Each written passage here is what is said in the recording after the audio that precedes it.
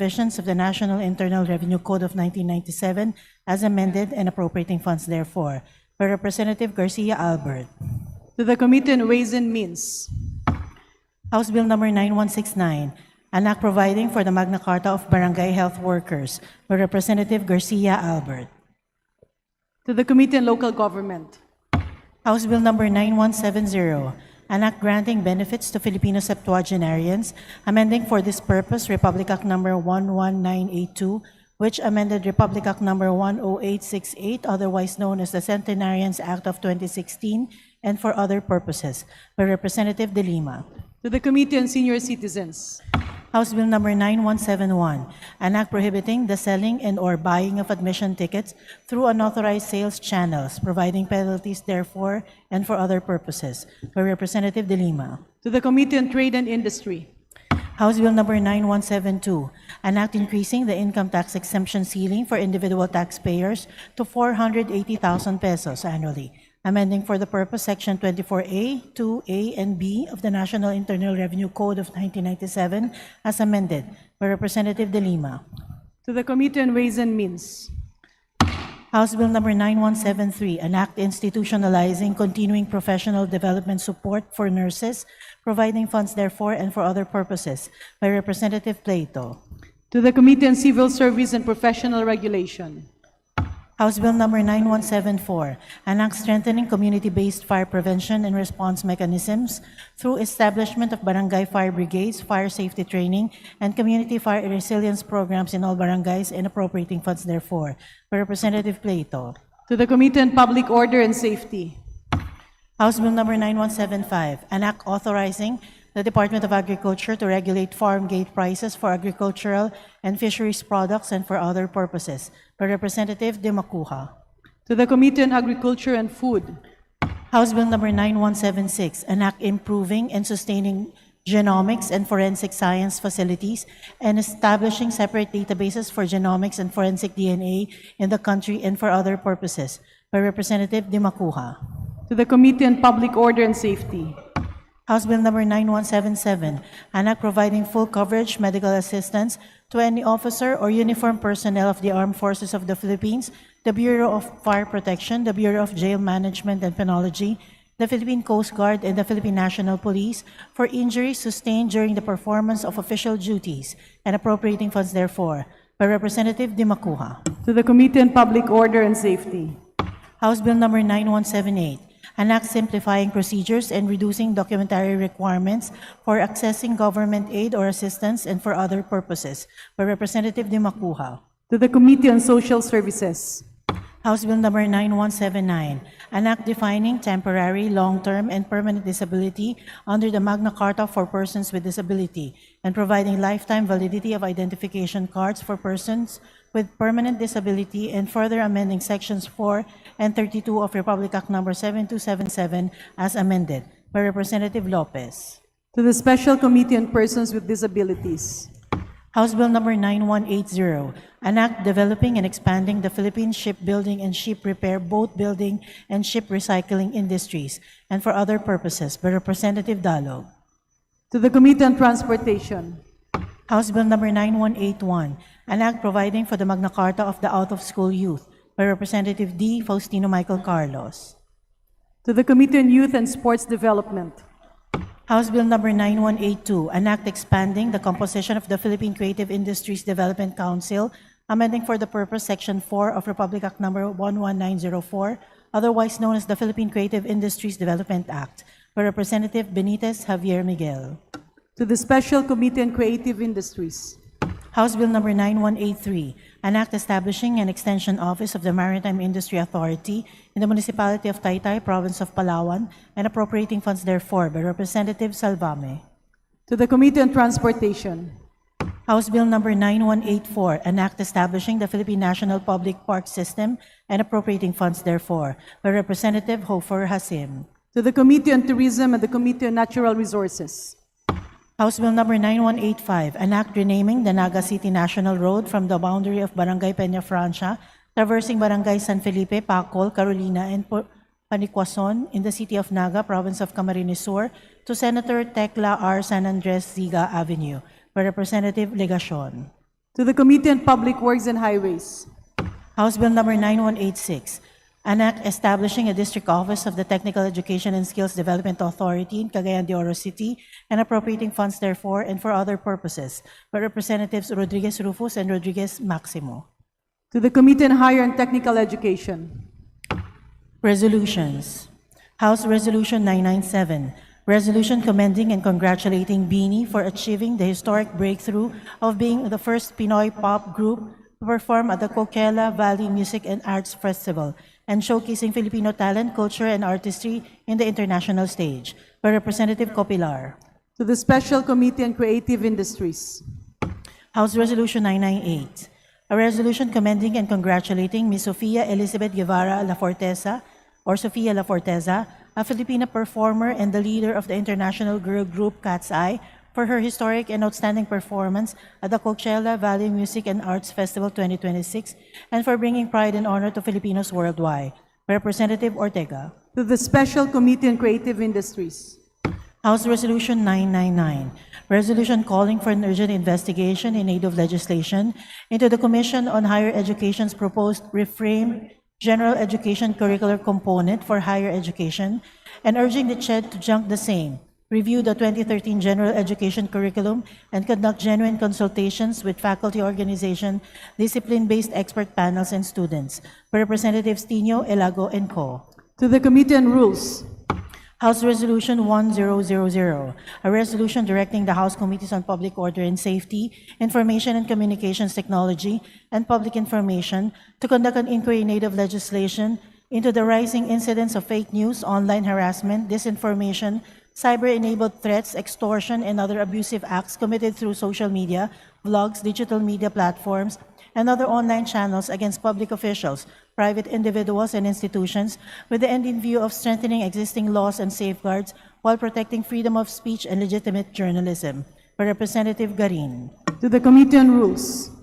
House Resolution 1002, a resolution urging the government of the Republic of the Philippines to support the meaningful participation of Taiwan in the World Health Organization, including its attendance as an observer in the World Health Assembly, in recognition of its contributions to global health security and international public health cooperation. By Representatives Rodriguez Rufus and Rodriguez Maximo.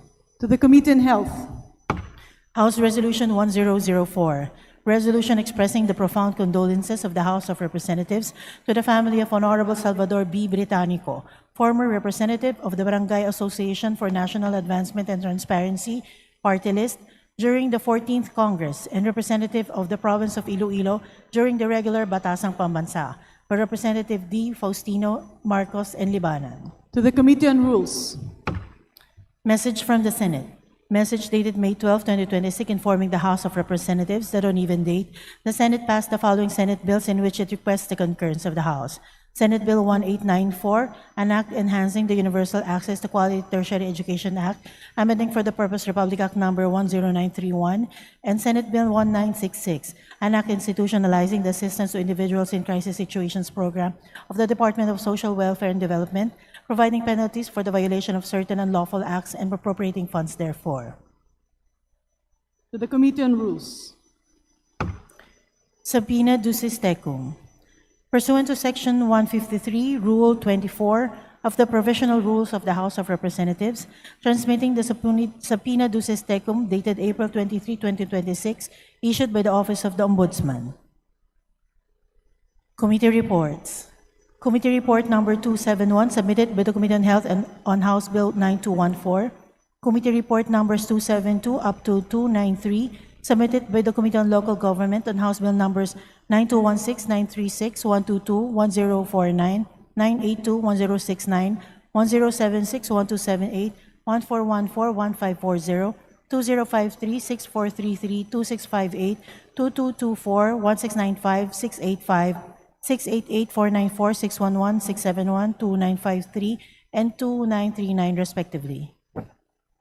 The aforementioned committee reports are all referred to the Committee on Rules. Majority Leader. Madam Speaker, I move to recognize the guests of Representative John Attorney J.P. Padiernos, of Galing sa Puso party list. They are guests from Halahala, Rizal, Mayor Jerry V. Aniago, Municipal Administrator Jamil Aniago, Tourism Head Marvin S. Calicas, GSO Department Head Attorney Sol Andalio, BPLO Head Kyle Bathan, Mr. Denise Christian Estrella, Mr. Dennis Miniebe, Mr. Jesus Andrew P. Belleza, Mr. Rico Huertas, Ms. Luella Huertas, Ms. Felomena Espiritu Santo, Ms. Marita Escalante, Mr. Melden Valenciano, and Mr. Jim Bautista. To the guests of the Honorable Attorney G.P. Padiernos of Galing sa Puso party list, our officials from Halahala, Rizal, headed by Mayor Harry V. Aniago, as well as the other officials and department heads of said municipality, maraming salamat sa inyong pagdalo. Ikinagagalak namin ang inyong pagdating at kayo ay kasama sa inspirasyon ng House of the People. Welcome at maraming salamat. Majority Leader. Madam Speaker, I move to suspend session for a few minutes. Session suspended.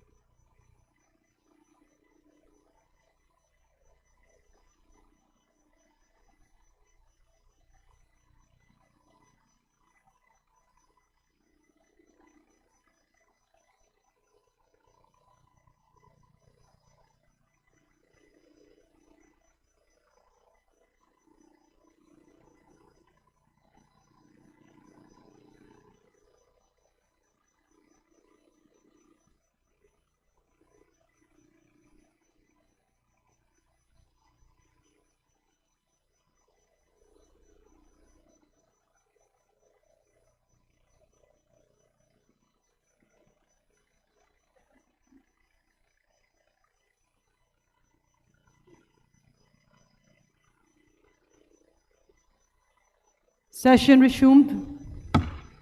Majority Leader. Madam Speaker, under the calendar of business for the day, I move to consider House Bill number 8869 as contained in the committee report number 240, submitted by the Committee on Civil Service and Professional Regulation. And for this purpose, may I request that the Secretary General be directed to read the title of the bill.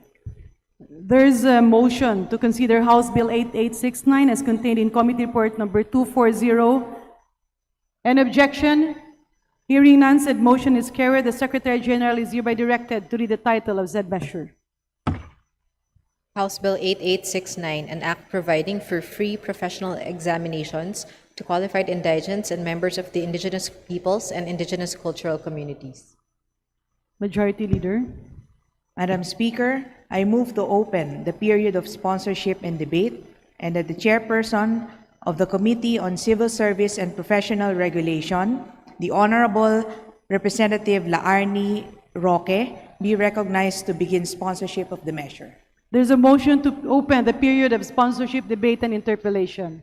An objection? Hearing none, said motion is carried. The Honorable Laarni Lavin Roque of the 4th District of Bukidnon is hereby recognized to sponsor said measure. Madam Speaker, distinguished colleagues, good afternoon.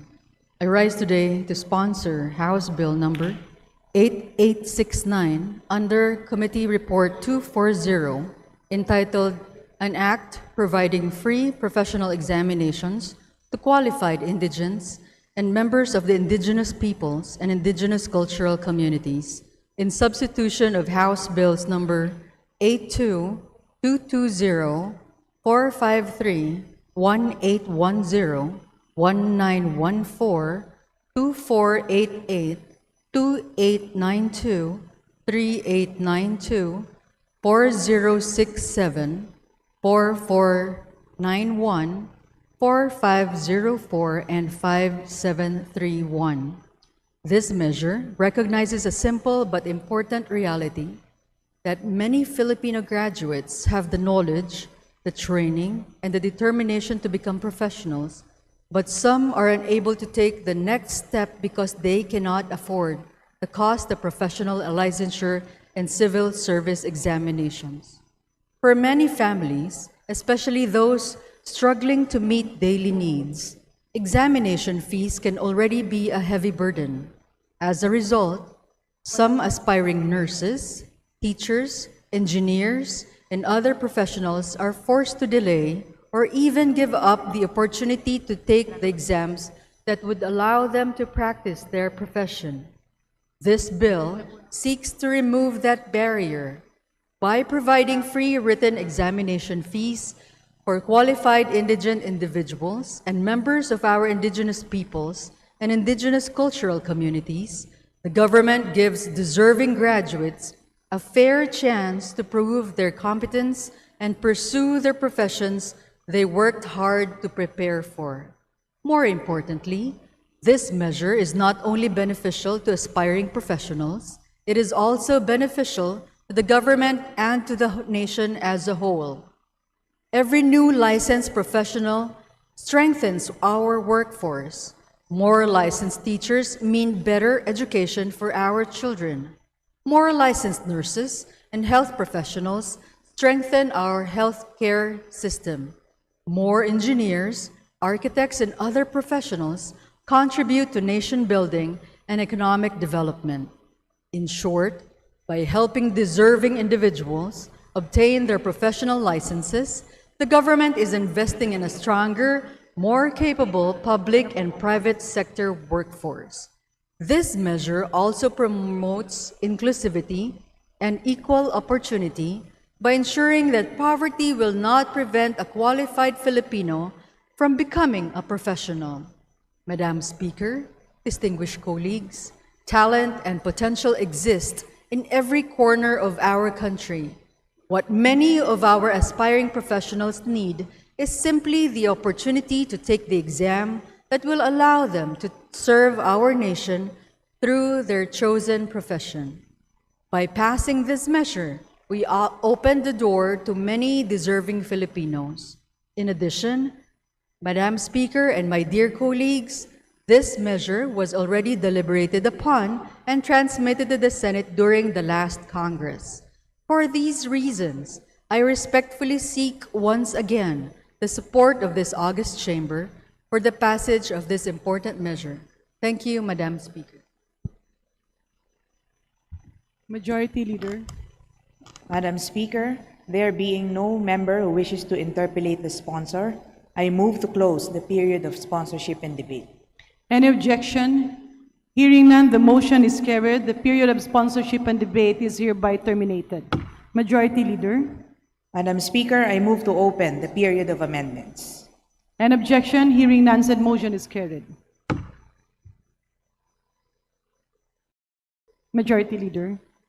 Madam Speaker, there being no committee nor individual amendments, I move to close the period of amendments. An objection? Hearing none, the period of committee and individual amendments is hereby terminated. Majority Leader. Madam Speaker, I move to vote on second reading House Bill number 8869. There's a motion to approve on second reading House Bill 8869. All those in favor say aye. Aye.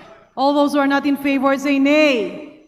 The ayes have it. House Bill 8869 is approved on second reading. Majority Leader. Madam Speaker, under the calendar of business for the day, I move to consider House Bill number 887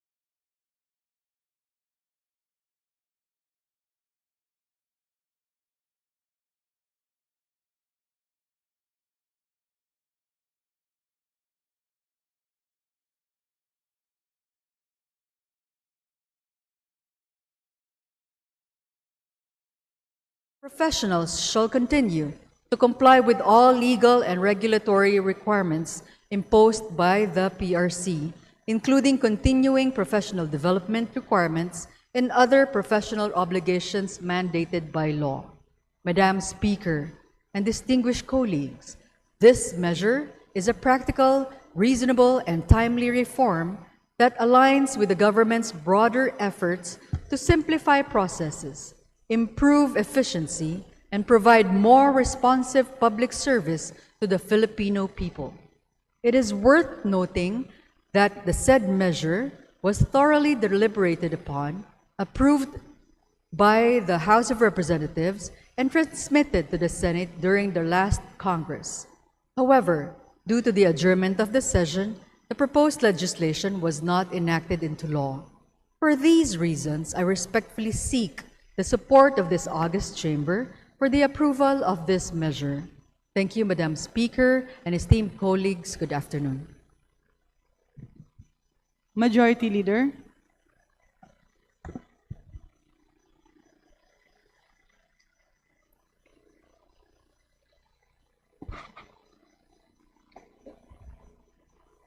House Bill 8876. Madam Speaker, there being no member who wishes to interpellate the sponsor, I move to close the period of sponsorship and debate. Any objection? Hearing none, the period of sponsorship and debate is hereby terminated. Majority Leader. Madam Speaker, I move to open the period of amendments. Any objection? Hearing none, said motion is carried.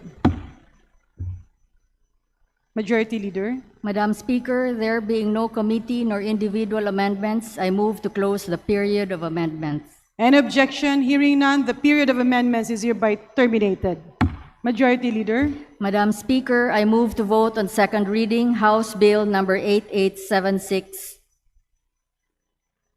There is a motion to vote on second reading House Bill 8876 as contained in Committee Report number 241. All those in favor say aye. All those who are not in favor say nay. The ayes have it. House Bill 8876 is approved on second reading. Majority Leader. Madam Speaker, I'd like to acknowledge guests from the 8th District of Cavite. They are the candidates of the first ever Mr. and Miss 8th District of Cavite pageant. They are Mr. Gian Lova, Miss Mary Rose Gurial, Mr. Miko Escalante, Miss Jamila Capuno, Mr. John Gionco, Miss Aizel Blanco, Mr. Jerome Noqueda, Miss Keith Gonzalez, Mr. Ashley Bautista, Miss Mila Sinogba, Mr. Leandro Real, Miss Liana Fami, Mr. Kian Velasco, Jinvel Hernando, Mr. Tyrone Alcedo, Miss Resli Varias, and two of our local officials from the municipality of Ternate, Councilor Rioji Cachuela, and from the municipality of Magallanes, Councilor John Carlo Maldonado. To the candidates of the first Mr. and Miss 8th District of Cavite, as well as the local officials, the Honorable Cachuela from Ternate, the Honorable Giancarlo from Maldonado, the Honorable Giancarlo Maldonado from Magallanes, at sa ating mga magaganda at matipunong kandidato for Mr. and Miss 8th District, the guests of one of the most good-looking, brilliant, and hardworking members of Congress. Kasing hitsura nyo, the Honorable Aniela Bianca D. Tolentino, our Deputy Majority Leader. Welcome to the House of the People. Maraming salamat sa inyong pagdalo. At patuloy nyo kaming ini-inspire. Thank you very much. Majority Leader. Madam Speaker, I move to recognize the guests of Deputy Speaker Jefferson Conghon of the 1st District of Zambales. They are Victor Mayor, Market Master, Jesse Salonga, President, Ronnie Giang, Vice President, Melinda Eusebio, Secretary, Antonina Bellote, Treasurer, Angelito Changtenco, Auditor, Marcelo Vicencio, Business Manager, Nestor Co, Business Manager, Jefferson Sapungan, Robert Dimaano, Diona de la Cruz, Aaron Peña, Rodolfo de Leon, Brian Simon, Catrice Usares, Karen Umipig, Fernando Domingo, Rowena Salonga, Marilyn Giang, Eugene Bellote, Lolita Changtenco, Thelma Vicencio, Cynthia Co, Angelina Sapungan, Christine Dimaano, Santiago de la Cruz, Shirley De Leon, Jenaline Simon, Laika Ramos, and Maricel Domingo. They are the officials and members of the Subic Market Vendors Association. Sa aking mga masisipag na bisita mula sa Subic Market Vendors Association, welcome po sa house ng ating mga kababayan. Majority Leader. Mr. Speaker, under the calendar of unfinished business, I move to resume consideration of House Bill number 8389 as contained in Committee Report number 143, submitted by the Committee on Suffrage and Electoral Reforms. And for this purpose, may I request that the Secretary General be directed to read the title of the bill. The Secretary General is hereby directed to read the title of House Bill 8389. House Bill 8389, an act prohibiting political dynasties in national and local elective offices. The parliamentary status of this measure is that we are in the period of interpellation. Majority Leader. Madam Speaker, I move that the chairperson of the Committee on Suffrage and Electoral Reforms, the Honorable Zia Alonto Adjong, be recognized to sponsor The Honorable Zia Alonto Adjong of the 1st District of Lanao del Sur, Chairman of the Committee on Suffrage and Electoral Reforms, is hereby recognized to sponsor House Bill 8389. Majority Leader. Madam Speaker, I now move to recognize the gentleman from the Lone District of Navota City, the Honorable Tobias Toby M. Chanco, to interpellate the sponsor. The Honorable Toby Chanco from the great city of Navotas is hereby recognized to interpellate. Madam Speaker, the sponsor informed me that he has a manifestation before he adheres to my question, so I will have him have the floor. If I may be allowed, Madam Speaker, Your Honor, this is a continuation of the status of the bill. May I be, again, read Please proceed. Just a brief sponsorship speech. Thank you, Madam Speaker. Thank you, Congressman Chanco. Madam Speaker, distinguished colleagues, in continuation of our fruitful discussions on the matter, let me present the core principles that underpin the committee's version of the measure. The Constitution commands under Article 2, Section 26 that, and I quote, "The state shall guarantee equal access to opportunities for public service and prohibit political dynasties as may be defined by law," unquote. The Supreme Court has repeatedly instructed us that the Constitution must be interpreted as a whole. It stated in Francisco Jr. versus House of Representatives that, and I quote, "The Constitution is to be interpreted as a whole," unquote. And furthermore, in Civil Liberties Union versus Executive Secretary, that, quote, no one provision is to be separated from all others," unquote. Each part must be read in harmony with the entire constitutional design. Thus, Madam Speaker, Your Honors, in defining and prohibiting political dynasties, Congress must also be guided by Article 2, Section 1, that the Philippines is a democratic and republican state. Sovereignty resides in the people and all government authority emanates from them. Madam Speaker, this is bolstered by the entirety of Article 5 on suffrage, including the qualifications, disqualifications, or absence thereof, and conduct of elections. Public office draws legitimacy from the people. Government authority emanates from the sovereign will of the electorate. The right to vote is a preferential right. The Supreme Court elucidated in Hieronimo versus Ramos that the right of suffrage is a threshold for the preservation and enjoyment of all other rights. that it ought to be considered as one of the most sacred parts of the Constitution. Within this constitutional framework, Madam Speaker, Your Honors, any law that touches the electoral process must be crafted with precision, restraint, and fidelity to constitutional rights. We must prohibit political dynasties as the Constitution commands, but we must do so without unduly impairing the right of the people to choose and the right of qualified citizens to offer themselves for public service. To bolster the fact that Constitution also states in Article 2, Section 2, that, and I quote, "The Philippines renounces war as an instrument of national policy, adopts the generally accepted principles of international law as part of the law of the land," unquote.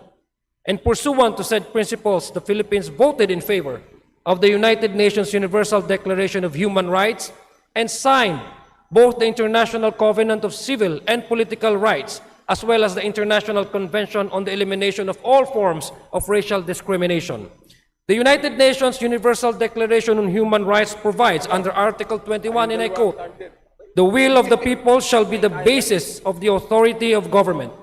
This will be expressed in periodic and genuine elections, which shall be by universal and equal suffrage and shall be held by secret vote or by equivalent free voting procedures," unquote. The International Covenant of Civil and Political Rights, on the other hand, Madam Speaker, Your Honors, provides under Article 25 that, and I quote, "Every citizen shall have the right and the opportunity without unreasonable restrictions," paragraph B of the said article, "to vote and to be elected at genuine periodic elections, which shall be by universal and equal suffrage and shall be held by secret ballot, guaranteeing the free expression of the will of the electorate," unquote. While the International Convention on the Elimination of All Forms of Racial Discrimination provides under Article 5 that, again, paragraph C, quote, "Political rights, in particular the right to participate in election, to vote and to stand for election on the basis of universal and equal suffrage, to take part in the government as well as in the conduct of public affairs at any level, and to have equal access to public service," unquote. Madam Speaker, Your Honors, from these international commitments which form the law of the land, two principles emerge. First, the right to be voted upon is inseparable from the broader right of suffrage. The democratic process protects not only the voter, but also the qualified citizen who seeks a mandate from the people. Second, the will of the people remains the basis of government authority. Any restriction on candidacy must therefore be reasonable, carefully drawn, and consistent with both the Constitution's command to prohibit political dynasties and its equally solemn commitment to democratic choice. These principles shape the committee's version of the House Bill number 8389. The bill proceeds from a constitutional duty to open public service to more Filipinos, to prevent the concentration of political power, and to strengthen the integrity of our democratic institutions. Madam Speaker, Your Honors, House Bill 8389 is the committee's effort to finally give effect to Article 2, Section 26, while respecting the democratic and republican nature of our state, the sanctity of our suffrage, and the primacy of the people's will. Finally, Madam Speaker, Your Honors, we do not claim that it will, by itself, cure every weaknesses in our political system, but it is a necessary step toward a more open democracy, a more competitive electoral system, and public service that belongs to the Filipino people. Marami pong salamat, Madam Speaker, Your Honors, and I now welcome interpellation from the floor. Madam Speaker, can I proceed? Yeah, the Honorable Toby Chanco will proceed with his interpellation. Madam Speaker, dear colleague, dear Chairman of the Committee on Electoral Reform and Suffrage, the Honorable Zia Alonto Agdiong, and dear colleagues. Before I proceed, I would like to put on the record that, number one, first generation po ako na politician sa aming pamilya. Pero nung una, ako lang ang nagsimula, ngayon dalawa na kami. So kung ano man ang magiging version ng anti-political dynasty, ay susunod kami. At nakikita namin na napapanahon na talagang maipasa itong anti-political dynasty bill. No? Alam kong pinaghirapan to ng ating chairman, kaya't ang aking mga mungkahi ay mga mungkahi upang sana mas mapaganda itong batas na ito at makita ng ating mga kababayan na talagang sincero tayo doon sa napasa nating anti-political dynasty at hindi yung nagpapasa tayo ng anti-political dynasty na matatawag lang na anti-political dynasty pero hindi naman nila makikitang talagang nabawasan yung political dynasties. So doon po mapupunta ang aking line of interpellation. So, number 1 po, doon sa Section 5,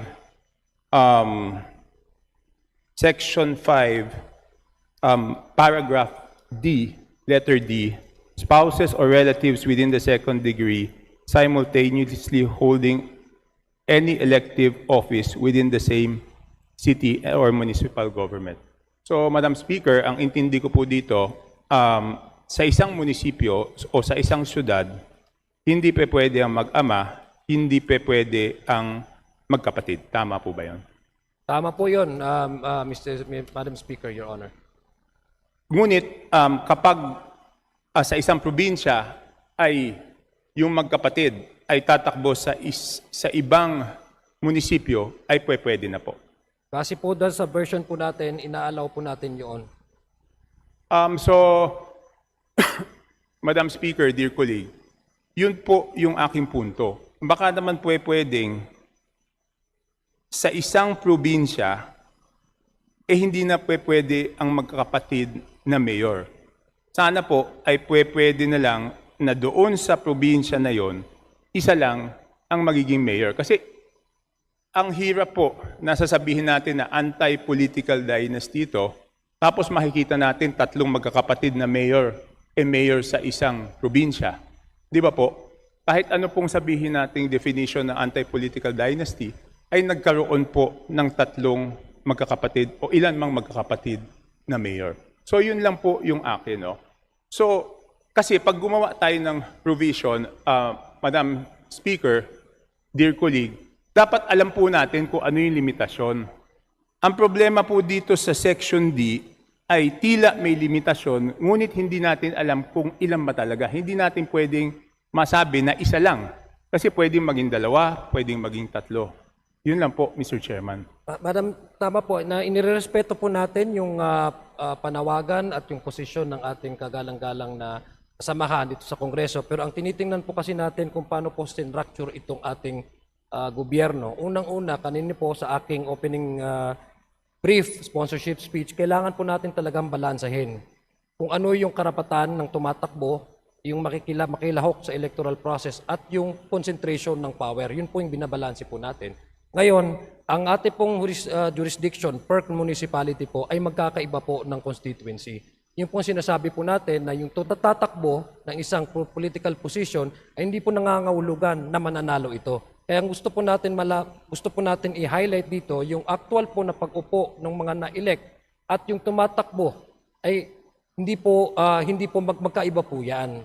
May karapatan po ayon sa saligang batas, ayon po sa lahat ng mga treaties, international covenants na pinirmahan po ng ating gobyerno at sinasabi naman po sa ating saligang batas ng lahat ng mga international laws na dapat maging parte sa ating law of the land. Nandun po sa declaration ng state policy yan.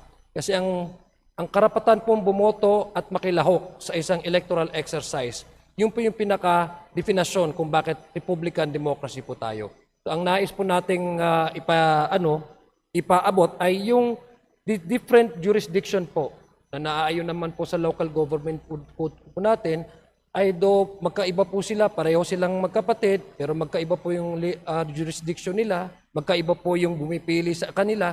Wala po siyang internal intervention, na direct intervention ang isang munisipyo doon sa isang munisipyo rin na halimbawa lang ay magkapatid.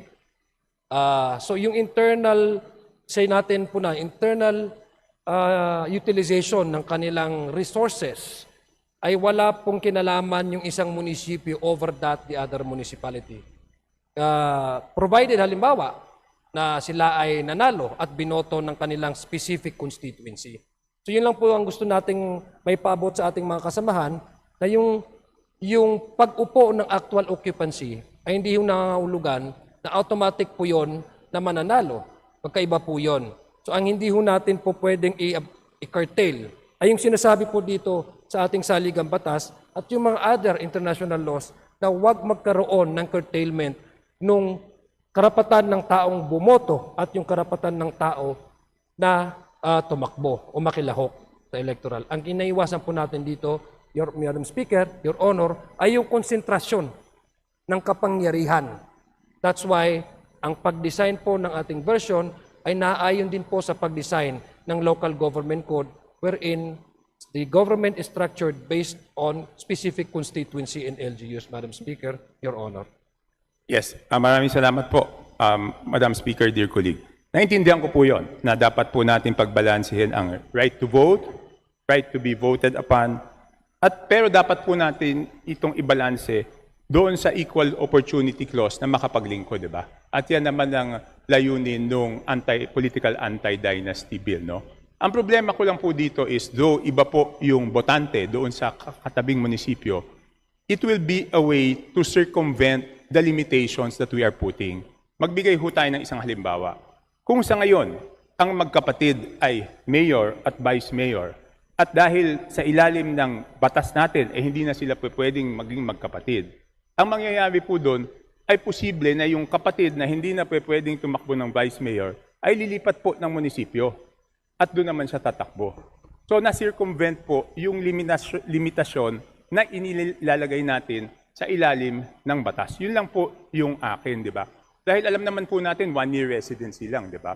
So kung siya ngayon ang vice mayor at makikita niya sa susunod na eleksyon, Madam Speaker, hindi na siya pwedeng tumakbo, ang gagawin lang po niya ay lilipat lang po siya ng munisipyo. Siyempre po, pag tayo po ay gumawa ng batas, alam naman natin na maraming nag-iisip kung paanong lulusutan o isi-circumvent yung batas, Madam Speaker. So ang iniisip ko lang is kung paano natin lagyan ng safeguard na hindi ma-circumvent yung ating batas. Madam Speaker, Your Honor, sa kasalukuyan pong struktura ng ating gobyerno at pulisiya, sinasabi po natin ito madalas na hindi po one-pill solution ang anti-political dynasty. Ang mga na-mention po kanina ng ating kagalang-galang na kasamahan ay mga symptom ng other policies na kinakailangan po natin i-review. Ang nakikita ko lang po, kasi we're talking about ito yung right to vote and to be voted upon.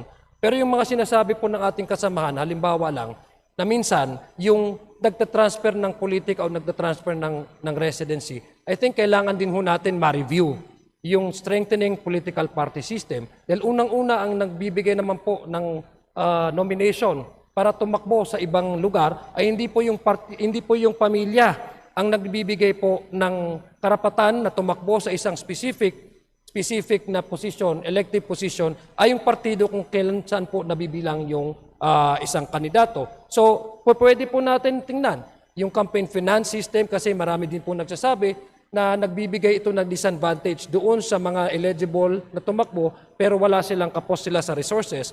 These are the anti-political dynasty, Madam Speaker, Your Honor, ay hindi po solusyon sa lahat po ng problema.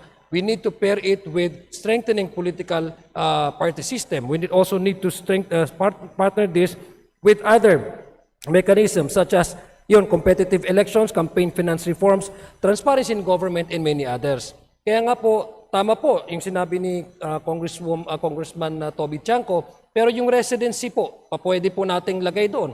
Kasi isa po yan sa mga requirement. Kung nanais natin na magkaroon talaga ng whole commitment ang isang kandidato na doon lang magserbisyo sa isang LGU at hindi nang lumapit doon, but that's no longer the issue probably of anti-political dynasty kasi may right naman po sila na mag-transfer sa isang domain. Nasasaligang batas may under the Bill of Rights. May karapatan naman po ang isang individual na Pilipino kung saan po siya titira, saan po siya lilipat. So kailangan po natin itong balansehin. Now kung gagawin po natin yon isa sa magiging sanction o restriction dito sa anti-political dynasty, sa palagay ko po ay may ongoing requirement po ng residency. Pero kailangan din po ito natin i-pair with other existing laws na po pwede po natin ma-review. Ako, nakikita ko po, Madam Speaker, Your Honor, kailangan ho natin talagang masolusyonan at mas-strengthen yung political system po natin dito wherein ang pumipili ay hindi yung pamilya pero yung partido. magkaroon ng convention. At kung po pwede, hindi na nga gumastos yung kandidato ang gagastos na ang partido para sila po yung may karapatan talaga na mamili kung sino dapat na may lahok doon sa mga gusto nilang pasukan ng mga elective positions. Madam Speaker, Your Honor. Yes, maraming salamat po.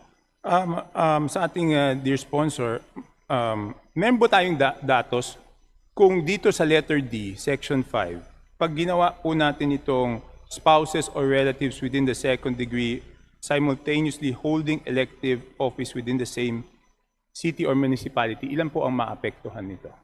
Meron po tayo ditong datos, Madam Speaker, Your Honor. Dito po sa panukalang batas po na ito, out of the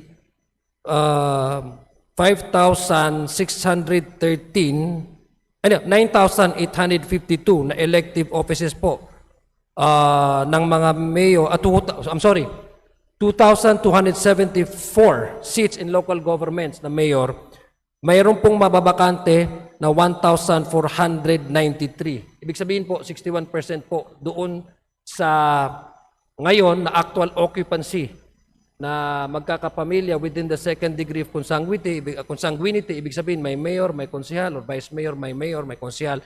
So may ma-open up po na 61% na ibig sabihin po, hindi na po sila maaaring tumakbo sa magkasunod na eleksyon. So kaya po natin sinasabi ito, kung mamarapatin po ng aking kasamahan to explain further, kaya po sinasabi po natin ito, malaki po yung epekto nitong anti-political deliberation po natin, yung second degree, dahil magkakaroon na po not only the congestion of political power sa isang LGU, pero ma-open up po yung mga other elective positions na po pwede pong patakbuhan ng ibang pamilya o ibang kandidato sa kanilang mga lugar.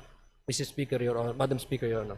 So, Madam Speaker, Your Honor, ang ibig sabihin po nito, liliwanagin ko po, 2,000 plus po ang presently occupied ng political dynasty at pag naipasa po ito, 1,000 plus po o 60% of that, hindi na sila pwedeng manalo o hindi na sila pwedeng lumahok doon dahil disqualified na po sila. Opo, tama po. Hindi na po sila maaari. Hindi na po sila maaaring tumakbo dahil nilalayon po ng itong panukalang batas na ito ay hindi ho magkaroon ng konsentrasyon doon sa particular na LGU. Yun po yung ating ninanais na maipasa dito sa kongresong ito, Madam Speaker, Your Honor. Yes. Sumunod naman po, dito naman po sa letter C, sa provincial government, meron pa po tayong datos kung ilan po ang maapektuhan? Meron po tayong datos diyan. Ang alam ko po isa sa mayroon pong 185 sa ngayon po sa buong bansa, 185 provincial seats, but out of the tama ba yun? 185 po ang mababakante na posisyon po sa probinsya. Governor, Vice Governor at mga bukal po ng probinsya ang mababakante na posisyon pag ito po ang ating versyon ay maipasa po dito sa Kokamara, Madam Speaker, Your Honor. Madam Speaker, Your Honor, 185 out of ilan po? Ilan po yung occupied ngayon? Ayun, ang data po natin kasi, Madam Speaker, ay yung mga LGUs of provincial government na meron pong magkapatid, mag-asawa, either governor sa bukal. So, out of ito pong 2,274 na seats po sa buong bansa na mga either governor, vice governor, or mga bukal po, Madam Speaker, Your Honor. Okay. Ang sumunod po, doon po sa letter A, spouses or relatives within the second degree simultaneously holding any national elective position. Ang intindi ko po dito, hanggang sa magkapatid, magtatay, magkapatid, hindi po pwede sa presidente, vice president, at senador. Tama po ba? Tama po yun, Madam Speaker, dahil ayon po sa definasyon natin sa batas ay ito pong mga posisyon na na-mention po ng ating kagalang-galang na kasamahan ay part po siya sa mga national elective position po. Okay, ilan po ang tama po ba kung bibilangin ko, 4 po ang maapektuhan pag ito po ay naipasa natin? Saan po maapektuhan yung apat, Madam Speaker, Dito Your po, Honor? Pasensya na sa Section A. sa Section A.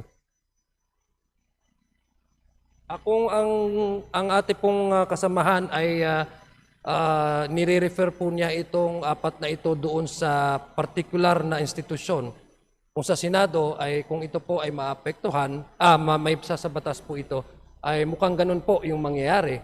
Dahil sa ngayon po, Madam Speaker, Your Honor, alam po natin na meron pong sakop doon sa second degree na pinopropose po natin of consanguinity and affinity ang kasalukuyang nanunungkulan po sa Senado po na pare-pareho pong apelido. So, kung ang tanong po ng ating kagalang-galang ay kung ito po ay ma-implement, meron pong mag-change po talaga yung landscape po dahil national elective position po sila at hindi po maaari ayon sa ating panukalang batas na sabay-sabay na manungkulan o tumakbo ang mga individual o kandidato na magkakapatid, mag-asawa, maglolo at maglola at magkaanak.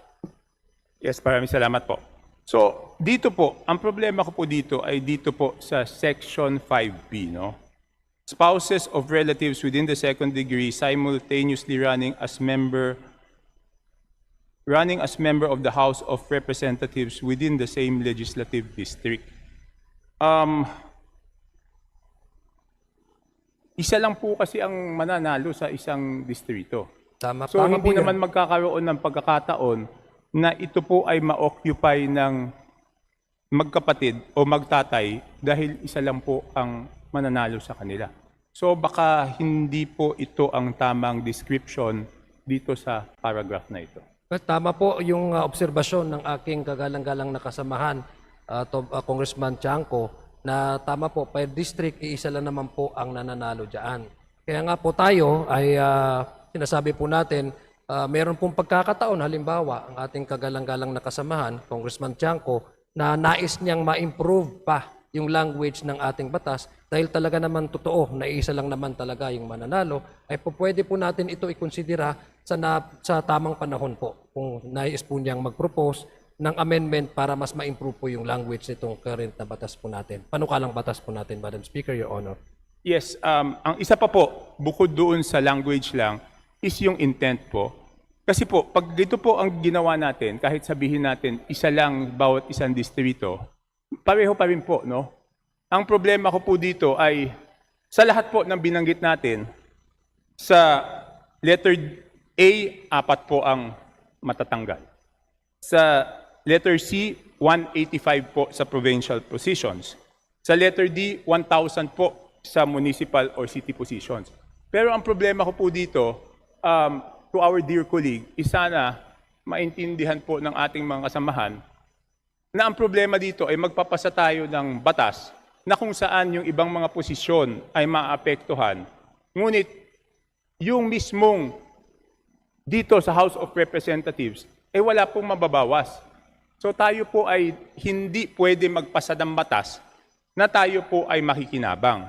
Ngayon po, kung lahat po ng posisyon ay mababawasan at yung membro ng House of Representatives na magkapatid or magtatay o mag-asawa within the second degree of consanguinity ay pwede pa rin tumakbo sa ibang posisyon o pwedeng isa party list, isa district, ibig sabihin wala pong mababawas dito sa House of Representatives. So parang ang lalabas nun ay nakinabang po tayo doon sa batas na pinasa natin dahil wala pong nabawas dito. At ganun din po ang mangyayari.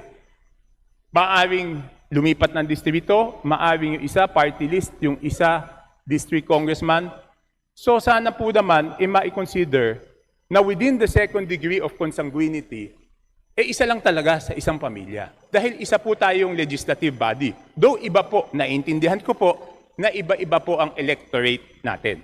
So ang dapat po, base po doon sa paliwanag ng ating kasamahan, ay dapat po balansehin yung right to vote, right to be voted upon, tsaka yung political body. Naintindihan ko po yun.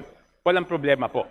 Ang problema lang po dito ay, Madam Speaker, dear colleague, na alam naman natin lahat na ang pinakamahalagang batas na ipinapasa natin taon-taon dito sa bulwagang ito ay yung budget. So, baka naman pwede na within the second degree of consanguinity, isa lang ang miyembro ng House of Representatives. Kasi pag hindi po natin ito nilimitahan, pwedeng maging 3, 4, 5, wala pong limit. Hindi po natin alam kung ilan ang limitasyon. So yun lang po sana ito ang pinaka matinding tingin ko dapat natin gawin. Para pakita sa tao na hindi natin pinoteksyonan yung sarili po natin sa pagpasa ng batas na ito. Dahil kahit papaano po natin ipaliwanag, pag nakita na lahat ng posisyon ay nabawasan, pero yung sa House of Representatives po ay hindi nabawasan, ang lalabas po dito, hindi po naapektuhan yung House of Representatives sa anti-political dynasty law na ipinasa natin, pero lahat ng ibang posisyon ay naapektuhan. Sana po maintindihan po yun na Madam Speaker, dear colleague. Unang-una po, inirerespeto po natin at naiintindihan po natin ang ating kasamahan, kagalang-galang na kasamahan. Pero babalikan ko na lang po, kasi na-mention na nga po niya kanina, na talagang binabalanse po natin dito sa panukalang batas na ito kung ano po yung karapatan ng taong tumakbo at yung karapatan ng taong pakilahok sa isang posisyon, elective position, at yung karapatan ng electorate na mamili sila ng kanilang pipiliin. Yung sa party list system po, Madam Speaker, Your Honor, meron pong panukalang batas diyan. Isa po yan sa magiging paksa nung magiging committee hearing po natin. Kung tayo po ay, kung pag-uumpisan po natin ang ating committee hearing. Ngayon po doon po naman sa mga separate legislative district, alam po ng ating kasamahan dito dahil mas matagal na po siya dito kaysa sa humble representation na ito, magkakapareho nga po yung ating electorate per district at magkakaiba yung ating legislative district at magkakaiba po talaga yung nuances at yung particular po na pangangailangan ng bawat distrito. Kaya nga po ang sa atin lang ay gusto natin talagang i-emphasize na yung pagboboto po at yung pag-concentration of power ay dapat yung ating pinupuksa is yung concentration of power. Alam naman po natin, Madam Speaker, Your Honor, na sa mga nakaraang mga kongreso, may makikita po kayo dyan na magkakapatid pero hindi po magkakasundo ng posisyon nila pagdating po sa botohan. Pangalawa po, sa district naman po na pinag-uusapan natin, ang trabaho naman po ng lehislatura ay mapanukalang batas. Wala naman po tayong directly na meron po tayong power o kapangyarihan na makihalo doon po sa mga LGU concerns. So ang sa akin po, Mr. Speaker and Your Honor, ang representante ng bawat distrito una ay hindi po dahil magkapatid sila ay magkapareho na po ng kanilang posisyon sa buhay, ang appreciation po nila sa kanilang mga pinapanukalang batas. Yun lang po ang gusto kong maipahiwatig sa ating kasamahan dito na wala po talagang concentration of power dyan kung titingnan mo. Yan po ang trabaho naman po ng lehislatura ay magbalangkas at mag-submit ng bills. In most cases, Madam Speaker, as we have experienced in the past, may mga magkakapatid po na magkakaiba naman po din ang boto at magkakaiba yung konsentrasyon at yung concern ng kanilang distrito, Madam Speaker, Your Honor. Na naayon naman po doon sa kapangyarihan ng electorate na mamili sila ng kanilang sarili nilang mga representante per district, Madam Speaker, Your Honor. Yes, Madam Speaker, Your Honor. Naniniwala po ako doon. At tulad ng sinabi ko, ang aking concern lang po is nabawasan po lahat ng ibang political subdivisions. No, nabawasan po. May maapektuhan po doon sa Senate. May maapektuhan po doon sa provincial government. May maapektuhan po sa city at municipality.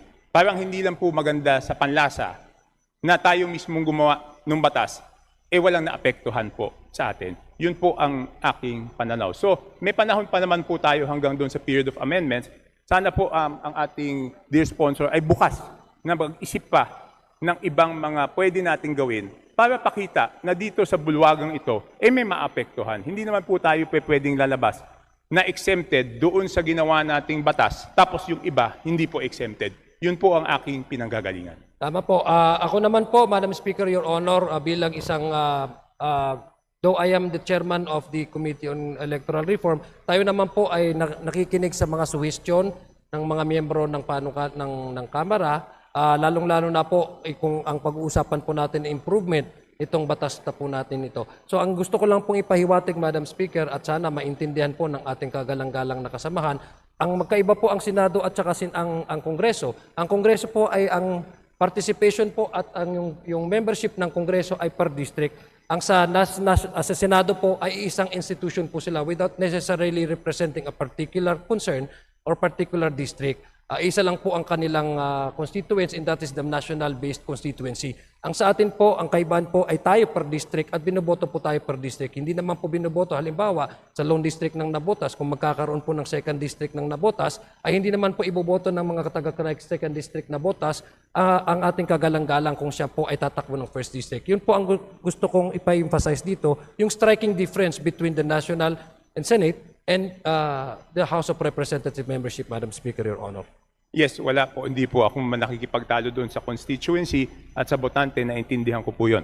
Ulitin ko lang po, yung mga batas na pinapasa natin, hindi po pwedeng tayo nakikinabang. Kung lahat po ay, lahat ng ibang posisyon ay nabawasan at tayo ay hindi nabawasan, then hindi natin maitatanggi na iisipin ng tao na in-exempt natin yung sarili natin. Yun po ang aking pinanggagalingan, dear sponsor. Naintindihan ko po yung posisyon ng ating kagalang-galang na nakasamahan, Congressman Tony Tiangco, at marahil ay may proposal po siya sa opportune time po. Yes, sa darating na panahon po. Maraming salamat po. Okay. Ito na lang po, huli na lang po, dear sponsor. Alam niyo po, madaming naging version po dito ng anti-political dynasty bill. Yung sa Makabayan Block, tila ang intindi ko, isa lang po, no? Sa buong Pilipinas. Yung kay Congressman Egay Erice, ang intindi ko po ay dalawa, no? Ngunit ang ginawa pong version ay ito po, no? Ang problema lang po dito sa kanila po, maliwanag po na kung ilan. Pag tinanong, ilan ba ang limitasyon ng anti-political dynasty bill? Mas madaling sabihin, isa. Yung kay Congressman Egay, madaling sabihin, dalawa. Ito po, pag pinasa natin ito at tinanong, ano ba ang limitasyon? Hindi po natin masagot, hindi po natin masabing 4. Kasi pwedeng maging 4, pwedeng maging 5, pwedeng maging 6, pwedeng maging 7. Hindi ba po? So pag tayo po ay naglimita, dapat po alam natin kung ano yung hard limit. Di ba? So ito pong mga tanong ko ay dugtong-dugtong po. At hindi naman po kailangan sagutin ng ating dear sponsor to ngayon. Sana lang po maintindihan ng ating dear sponsor yung aking pinanggagalingan doon sa aking mga ipinapaliwanag na dapat may alam natin kung ilan. Kasi mahirap magsabi ng gumawa tayo ng anti-political dynasty bill, hindi po natin masagot kung ilan yung limitasyon kasi pwedeng doon sa letter D, 2. Doon sa munisipyo, pwedeng 2 magkatabing munisipyo, pwedeng 3. Yun po ang aking pinanggagalingan na mas maganda po kung well-defined kung ano ba talaga yung limitasyon. Dahil po doon sa mga final na iba, maliwanag na isa lang ang pwede. Maliwanag na 2 lang pwede. Ngayon, kung tayo magpapasa at naniniwala ako at ako'y sumusuporta doon sa totoong anti-political dynasty bill. So doon sa mga sinabi ko po, dapat po, may panahon pa naman, na pag-aralan po natin kung paano natin mapapaganda itong anti-political dynasty bill para mas maging mahigpit po at masagot natin ang 2 bagay. Number 1, masagot natin ano ba talaga ang limitasyon. Number 2, mapatunayan natin na kahit po dito sa Kongreso ay maapektuhan at mababawasan. Hindi po ulit pwede na parang tila exempted po tayo doon sa gagawin nating batas. Yun lang po, Madam Speaker, dear sponsor. Madam Speaker, kung mabarapatin po ng ating kagalang-galang na kasamahan, hindi po ako sang-ayon sa sinasabi po or ang obserbasyon ng ating, with all due respect, na wala pong limitasyon. In fact, meron po tayong na-provide na legal definition doon sa anti-political dynasty. Ito nga po yung second degree of consanguinity and affinity.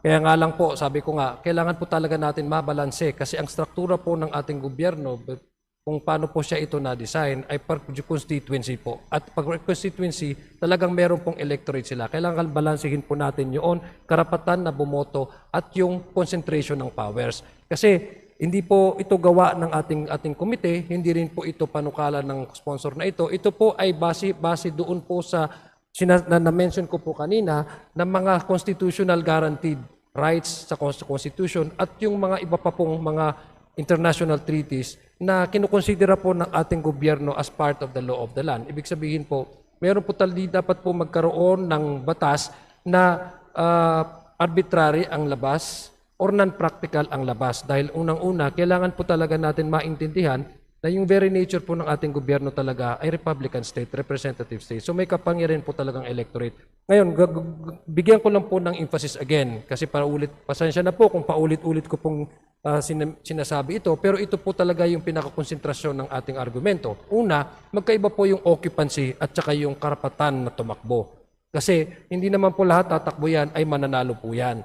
Mayroon pong mga experience tayo in the past na marami po naman talagang nagkakatumatakbo na magkakapare-parehong ang apelido pero hindi po talaga sila nananalo lahat. In fact, may tumatakbo na hindi po sila magkakasulungat po ang kanilang posisyon sa buhay. Hindi po masabi na dahil magkapatid ay magkapareho na ang kanilang isip. So yun lang po gusto kong ipahiwatig sa ating kagalang-galang na kasamahan na meron pong restriction at na-define po natin dito po sa batas na ito para magkaroon po ng decongestion ng political power sa bawat LGU at bawat po jurisdictional government po sa ating bansa. Pero ako po ay nirerespeto ko po ang posisyon ng ating kagalang-galang na kasamahan na Congressman Toby Chanco. Yes, Madam Speaker, panghuli na po, dear sponsor. Ang sinasabi ko po lang po is hindi natin masagot with definity pag tinanong ilan ba talaga yung limitasyon. Hindi po katulad ng ibang mga batas na inabing isa lang sa buong pamilya. Yung kay Congressman Erice, 2 lang sa isang pamilya. Ito po, 4 na posisyon, pero hindi po natin masagot kung ilan pagkatapos ng eleksyon, kung ilan yung masasal. Hindi natin masabing definitely 4 na lang per pamilya. Yun po ang ibig kong sabihin. Hindi masagot nitong batas na to na within the second degree of consanguinity, 4 lang sa buong pamilya. Wala pong ganong definasyon. Yun lang po ang ibig kong sabihin. Okay. Hindi po talaga natin mabigay kasi after the election po yan, Madam Speaker, Your Honor. Yung nga pong gusto kong sabihin, wala man na pong talagang sa bawat eleksyon ay wala na pong kasiguraduhan kung ilan po talaga yung nananalo, Madam Speaker.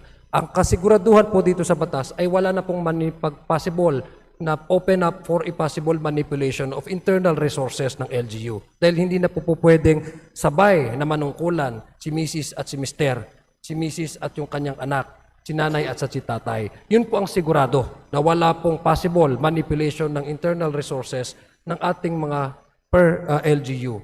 Pero as to the number, kaya nga po sinasabi, as to the number po ng kung sinong mananalo, wala po talagang kasiguraduhan yan, Madam Speaker, Your Honor, dahil nga po, ang gusto nating i-emphasize ay magkarugtong po yung right to vote and the right to be voted upon. Yun ho ang gusto nating malaman dito. Ang panghuli ko na lang po, no? Dahil wala pong anti-political dynasty na polisiya ang ating national government, ang ating gobyerno, ito po ay malaki pong step forward. And I'm sure the good gentleman from Navotas, Lone District of Nabosa, would agree with me that this is in fact a step forward towards achieving and making sure that the constitutional provision of prohibiting the anti-political dynasty is towards that end po. So yun po yung ating inanais na ma-impart din po sa ating mga kasamahan, Mr. Speaker, Your Honor. Yes, Madam Speaker, I acknowledge that ito po ay napakalaking hakbang, no? Pero since sumakbang na po tayo, lakihan pa po natin para mas maging maganda po yung ating maipapasang anti-political dynasty. Mas limitahan po natin sa tingin ko, yun ay mas magiging maganda para sa ating. So do I need to respond po? Okay na po yun. Okay, maraming salamat. So sa tamang panahon, sa period of amendments, ako po ay magpropose ng amendments sa ating dear sponsor. Yun na po. Madam Speaker, dear sponsor, maraming salamat po. Maraming salamat po Majority sa ating Leader. Congressman Toby Chanco. Madam Speaker, I would like to... Session suspended. Session suspended.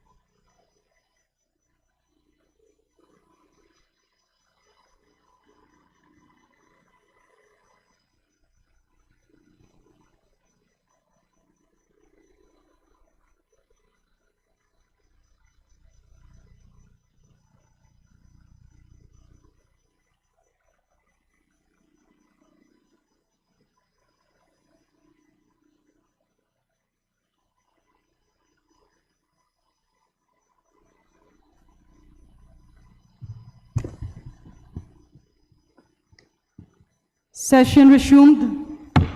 Majority Leader. Madam Speaker, I move to suspend consideration of House Bill number 8389.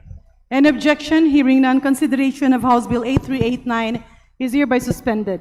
Majority Leader. Madam Speaker, under the calendar of business for the day, I move to consider House Bill number 9157 as contained in Committee Report number 268, submitted by the Any objection? Hearing none, the Secretary General is hereby directed to read the title of House Bill 9157. House Bill 9157, an act establishing a national framework for the development, regulation, and operation of facilities utilizing waste-to-energy and other waste treatment technologies.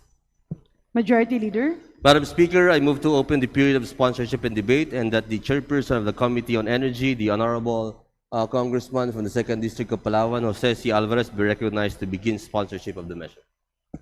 There is a motion to open the period of sponsorship, debate, and interpellation. Any objection? Hearing none, the motion is carried. The Honorable Jose Pepito Alvarez of the 2nd District of Palawan, chairperson of the Committee on Energy, is hereby recognized to sponsor said measure. Madam Speaker, distinguished colleagues, I rise to sponsor House Bill number 9157 under Committee Report 268, a measure that addresses two urgent concerns: solid waste management and sustainable energy. Even with strong programs on reduction, reuse, recycling, and composting, every LGU will still produce residual waste. This measure provides responsible ways to manage that remainder without weakening our environmental commitments. House Bill number 9157 sets a national framework allowing only residual waste after practicable diversion efforts to be utilized for waste-to-energy. Using appropriate technologies, residual waste may be converted into electricity, heat, or fuel, helping diversify our energy mix and improve energy security. This measure recognizes qualified waste-to-energy facilities as renewable energy systems, subject to strict regulation and oversight. On safeguards, the measure is clear. Facilitate using thermal treatment, must install and continuously operate a continuous emission monitoring system with emission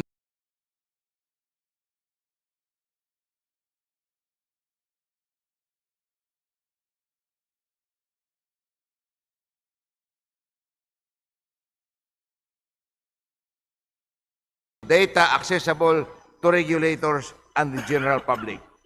All facilities must comply with the Clean Air Act of 1999 and related environmental laws.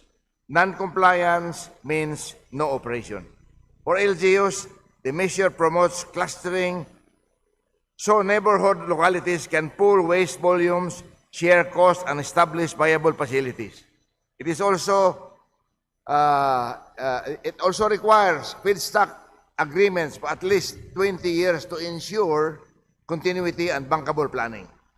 To support implementation, qualified projects may avail of incentives under the CREATE Law and the Renewable Energy Act, with Land Bank and DBP directed to prioritize eligible financing. The measure likewise provides capacity building and grant support to LGUs so that they can evaluate proposals and protect the public interest. These intended benefits of this measure are straightforward. First, cleaner communities and better public health to reduce dumping and less waste in the waterways and drainage. Second, added renewable power from residual waste to help strengthen energy and security. Third, jobs and stronger LGU services through modern facilities and shared systems. This measure complements, not replaces, waste reduction, recycling, and composting. It simply ensures that what remains is managed safely, transparently, and within the law. For this reason, I respectfully ask for your support for the passage of House Bill 9157. Thank you, Madam Speaker, distinguished colleagues. Majority Leader. Madam Speaker, I move to recognize Representative Rene Luis M. Co, Party List Kabataan, for her interpellation. The Honorable Rene Co is hereby recognized to interpellate the sponsor. Thank you, Madam Speaker, and good afternoon once again to the good gentleman, Kong Alvarez, sponsor of this bill, who I have discussed this measure and measures relating to waste to energy several times now. And once again, I'd like to reiterate some questions that are standing to the eyes of the people and especially of concern to the Filipinos. Nakita natin sa mga nagdaang buwan, specifically nung December, nung January, naging tampok na usapin yung landfills. No? Nakita natin yung pagguho nito sa Cebu and as well as sa Rizal. Madam Speaker, pwede po ba nating malaman from the good gentleman, the distinguished sponsor, how many landfills po ba ang meron sa buong Pilipinas? How many exist? And are they enough for the operations of WTE? Hindi masyadong maliwanag yung question mo. Medyo... Ilan po Madam ang Speaker, landfills, Madam Speaker, pwede ba ulitin? sa buong Pilipinas? Paano yan?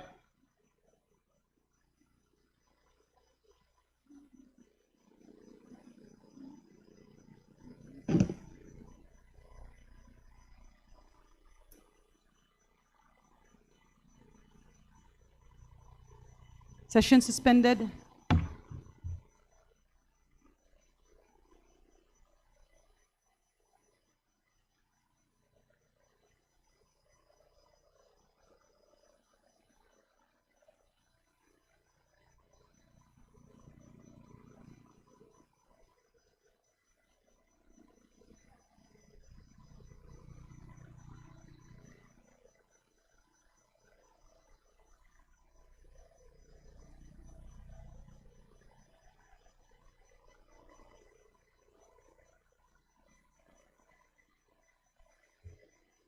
Session resumed.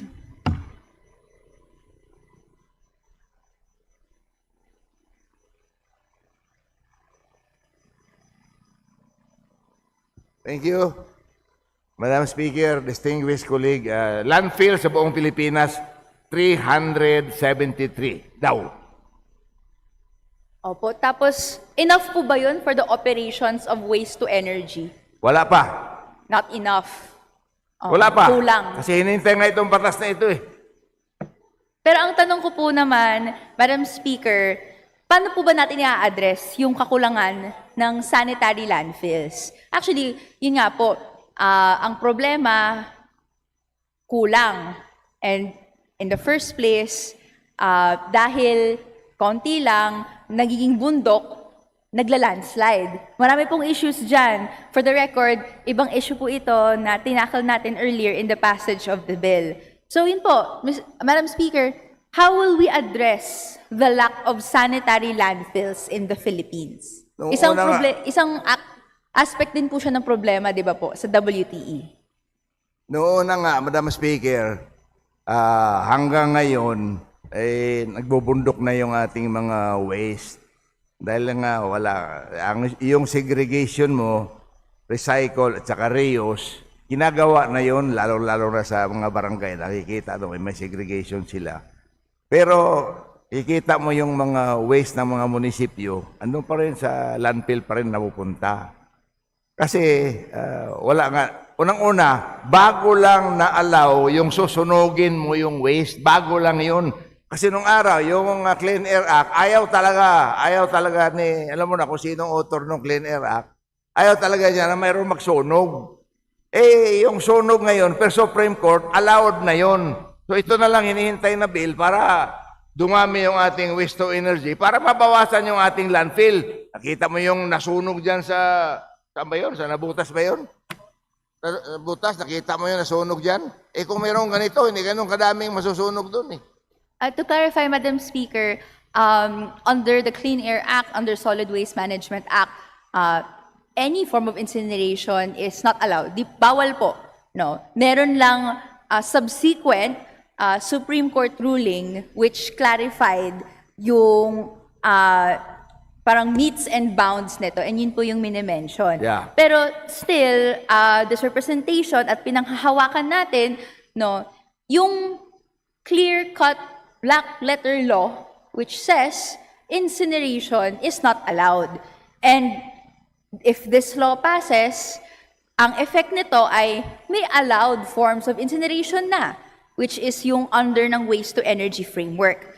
Tinatanong ko po, Madam Speaker, kung ilan po ba ang landfills na nandito sa Pilipinas at kung sapat ba yun sa operation sa waste-to-energy, because sa pag-aaral ng iba't ibang environmental groups and even ng waste-to-energy industry players, maraming basura ang kailangan pong i-feed sa incinerators, sa waste-to-energy, sa machines ng waste-to-energy facilities para makapag-produce ng output.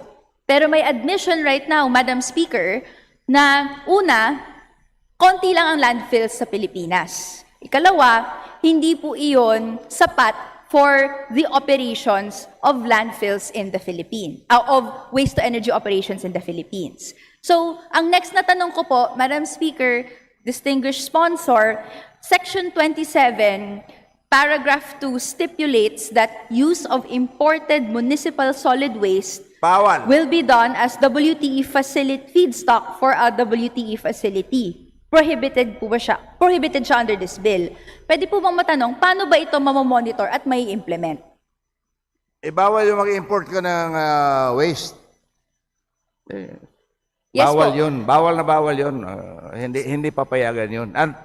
Ang sinasabi mo na bawal mag-incinerate, wala na po yun. Mayroon na Supreme Court decision. Basta importante, mag-incinerate ka. Number one, it does not emit poisonous gases at saka yung emission control mo is within standard.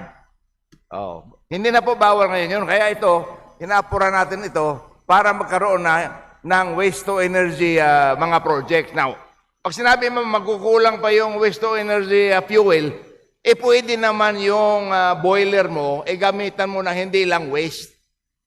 You can apply na limang klaseng waste or more. Kasi ang daming municipal waste. Ano yun? Yung mga coconut waste.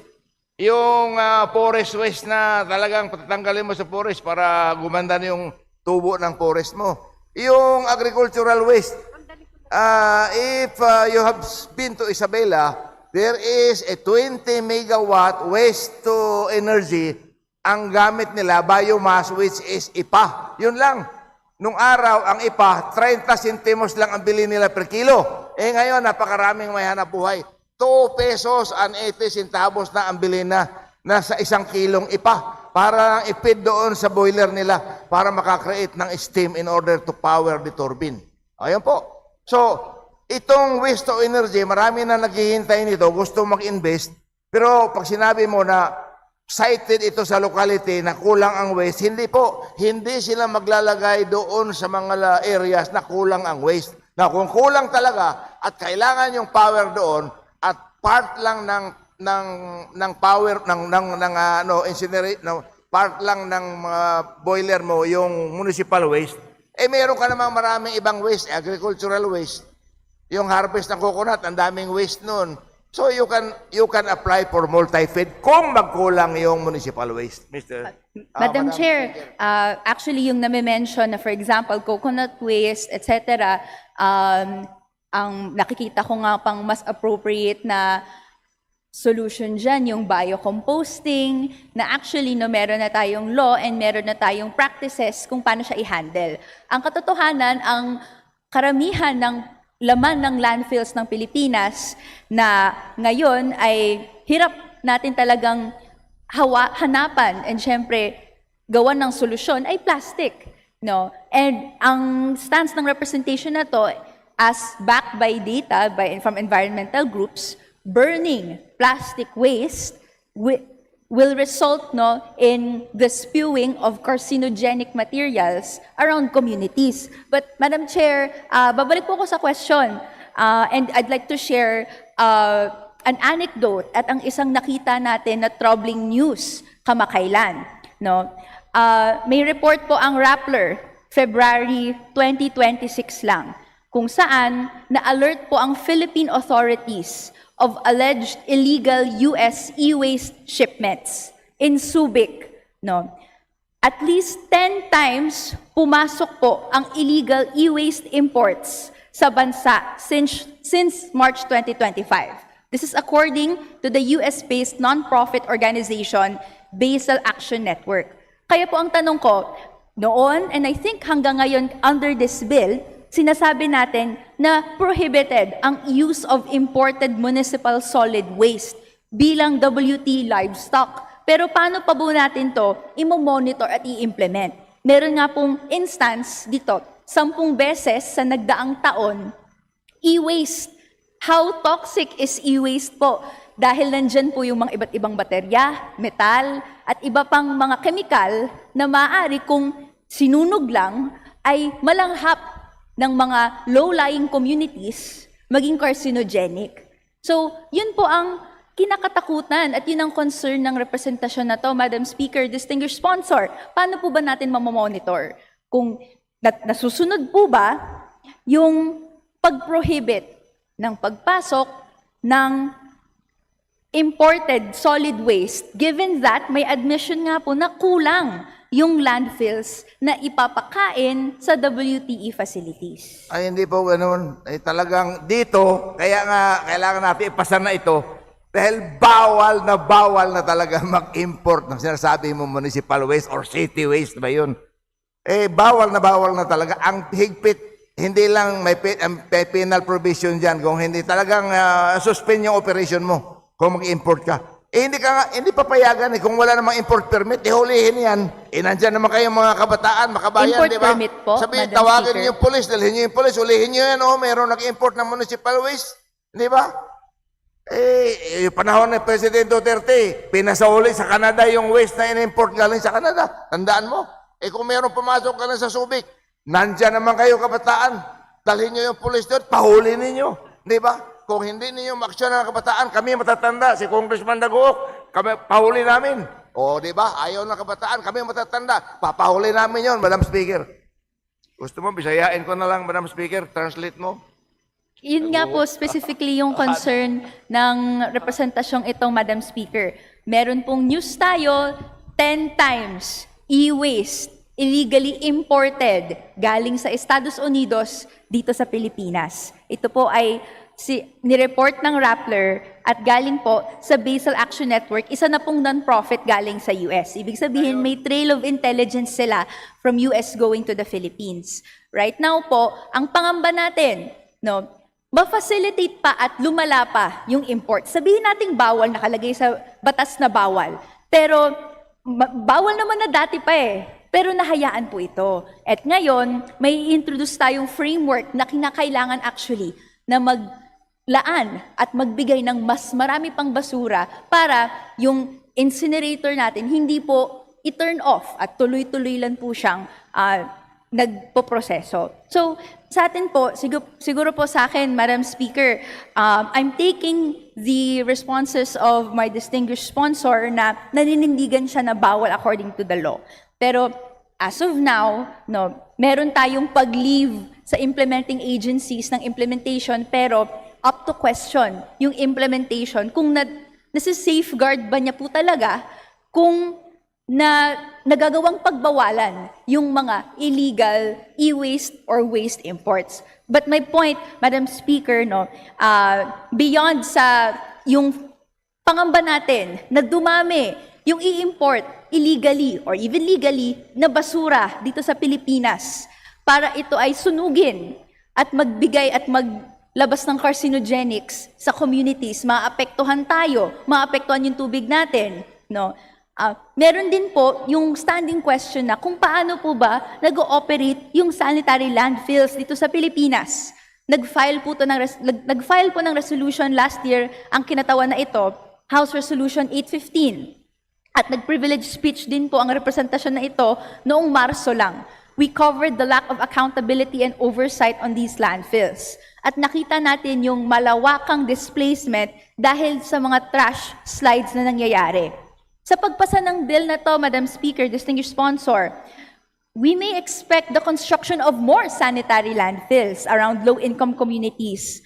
Paano po ba maka-counteract ng bill na to yung mga problemang pwedeng makaharap ng mga komunidad natin kung ma-construct na ang facilities na to. And siguro, as an anecdote, we touched base with some of the communities surrounding the landfills in Rizal, in Cebu, at sila mismo, no, may issues sila sa kung paano napapatakbo yung landfills.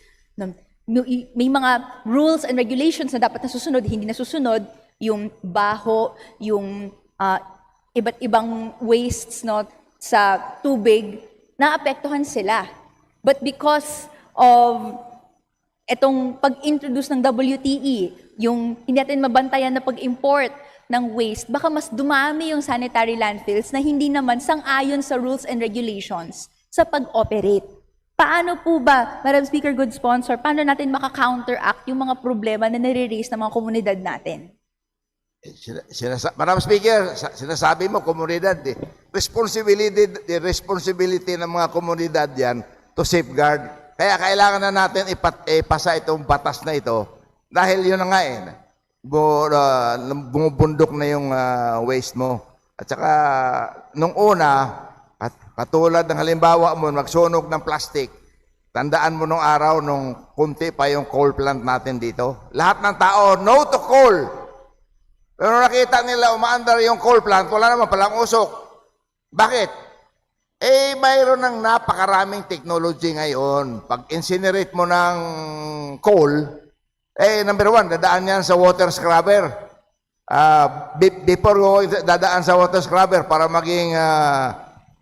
maging steam na lang yung lalabas sa chimney niya, yung hindi na sunog na coal, before it will go to the water scrubber, mayroon niyang anodized na mayroon siyang chamber na talagang i-complete yung pagsunog niya doon na yung emission wala rin control, wala rin sobra doon sa allowed 10 parts per million na lumalabas doon sa mga coal plant. So, going back to your kanina, sinasabi mo na bawal magsunog ng plastic, ay hindi na bawal ngayon magsunog dahil nakokontrol mo na kung ano yung emission na ilalabas poisonous gas. Pwede mo na i-capture yung poisonous gas. Kaya nga ngayon, yung plastic, pati yung guma nga, sinusunog, inaayos na, recycle na So, we need to pass this bill para makatulong. Two-front lang tayo increase our energy resources na renewable, plus yung maibsan yung ating municipal waste na sinasabi mo na dumadami. Talaga yan.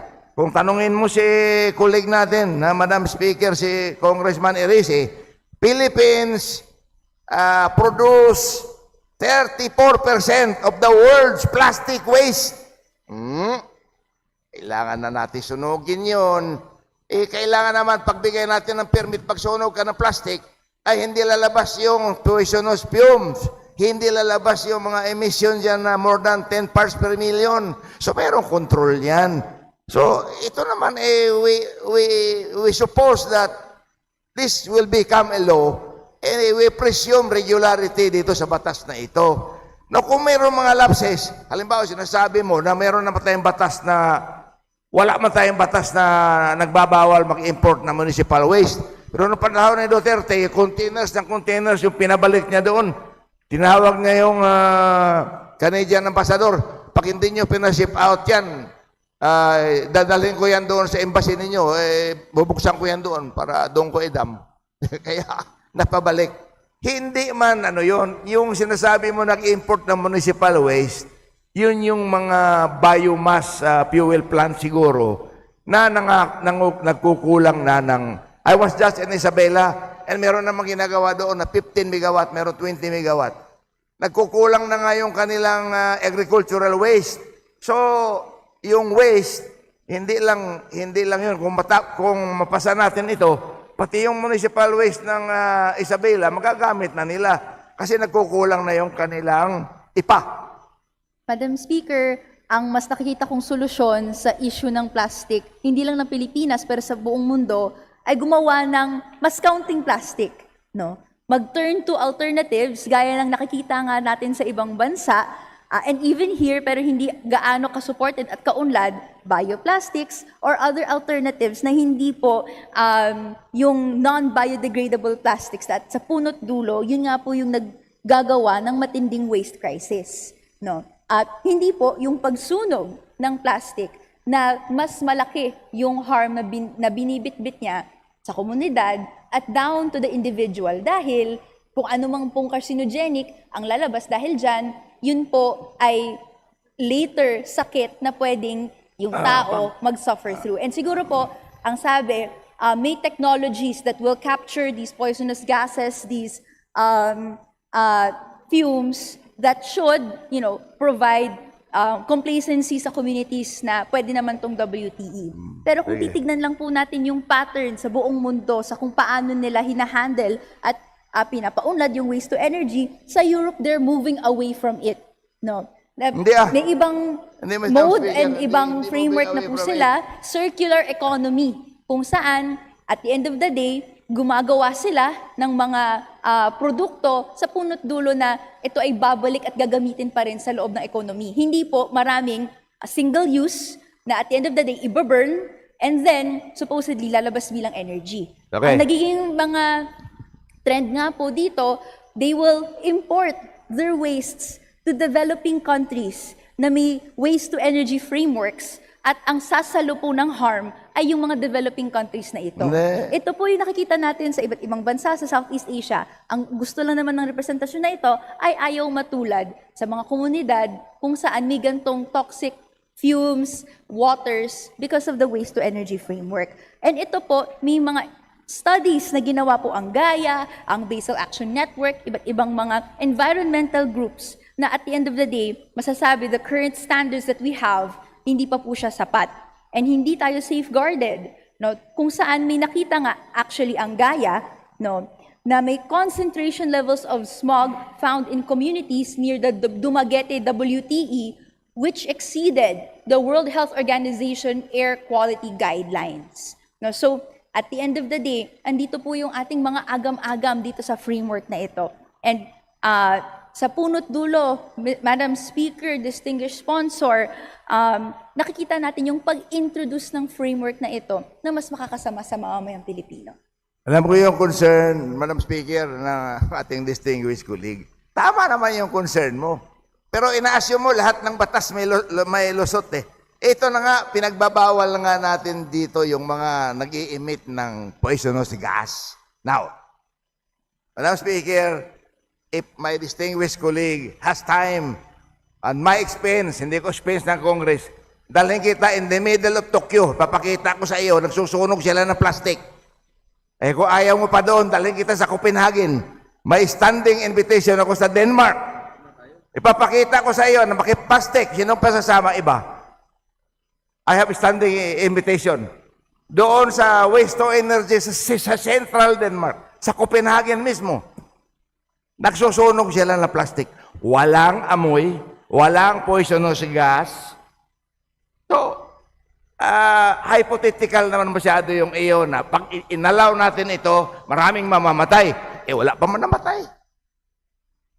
Kaysa po, Madam Speaker, kaysa po siguro sa ibang bansa, mas gugustuhin ng kinatawan na ito na bisitahin ng Dumaguete, kung saan may WTE daw po doon, at ang report nga po ng GAIA ay ang levels of smog found in communities exceeded World Health Organization air quality guidelines. Pwede nating solusyonan po ng sama-sama. I have no further questions or comments, Madam Speaker. Maraming salamat po sa oras ninyo, distinguished sponsor. Sandali lang, kanong normalize, Madam Speaker.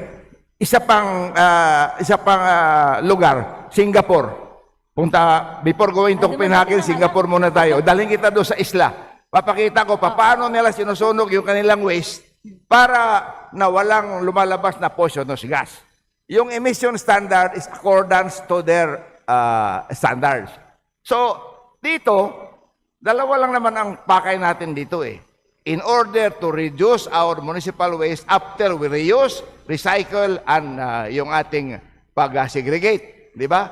Pangalawa, is kailangan na natin itong waste to energy dahil gabundok na yung ating mga waste dito na wala talaga. Nasusunog na lang problema pa ng DNR, hindi nila mapatay-patay. Dahil nasa ilalim ang sunog eh. Ember lang yun doon, walang apoy. Kaya usok lang ng usok.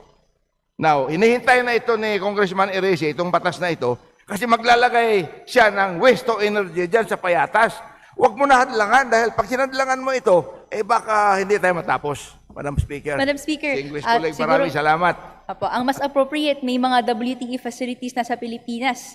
Puntahan mo na yon at inspeksyonan. And Puntahan pwede natin. mag-report yung mga ibang bansa sa atin kung kamusta po yung kanilang WTE facility. Japan, Ay, tutulong maraming sa atin, salamat. Madam Speaker. Grabe ang grant ng Japan para to complete our studies and magbibigay pa ng equipment na para simulaan natin yung waste to energy. Maraming salamat sa concern mo, Madam Speaker, distinguished colleague. I value your time and I value your interpellation para lang malaman ng madla na itong pagsunog natin, maski ano yung hindi na nasegregate na susunugin natin, ay mapakinabangan pa natin at saka for the generations to come. Yun lang naman eh. Madam Speaker, thank you.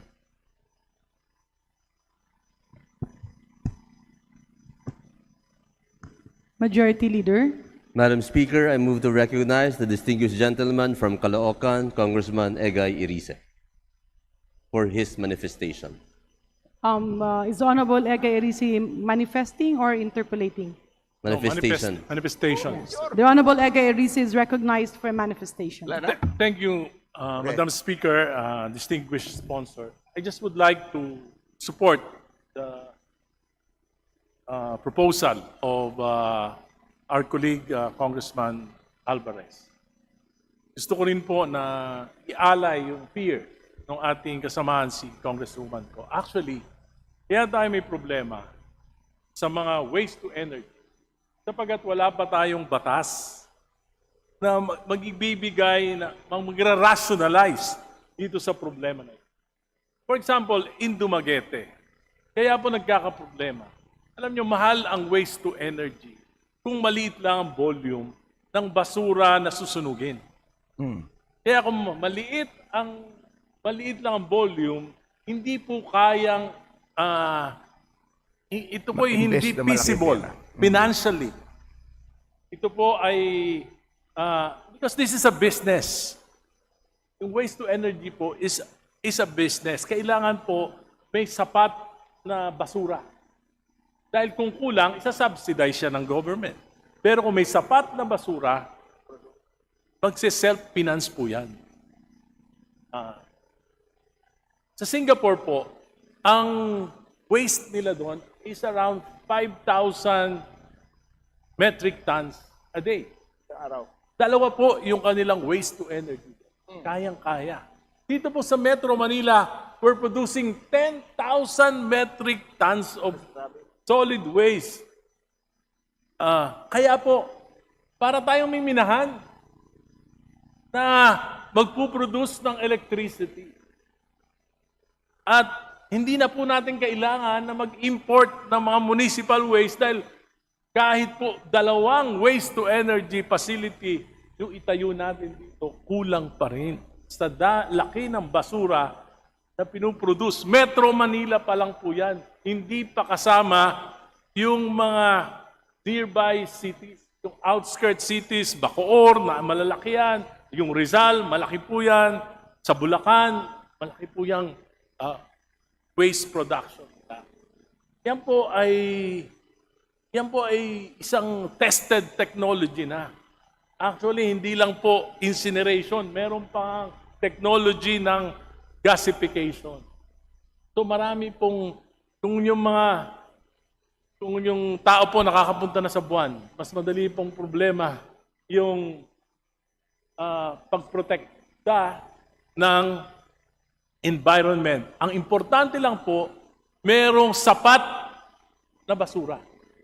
Kasi kung hindi sapat na ang basura, masasubsidize siya ng government. At kung subsidize ng gobyerno at pag kinapos ng pondo, dyan na po nagkakaproblema yung maintenance nitong mga facilities na to.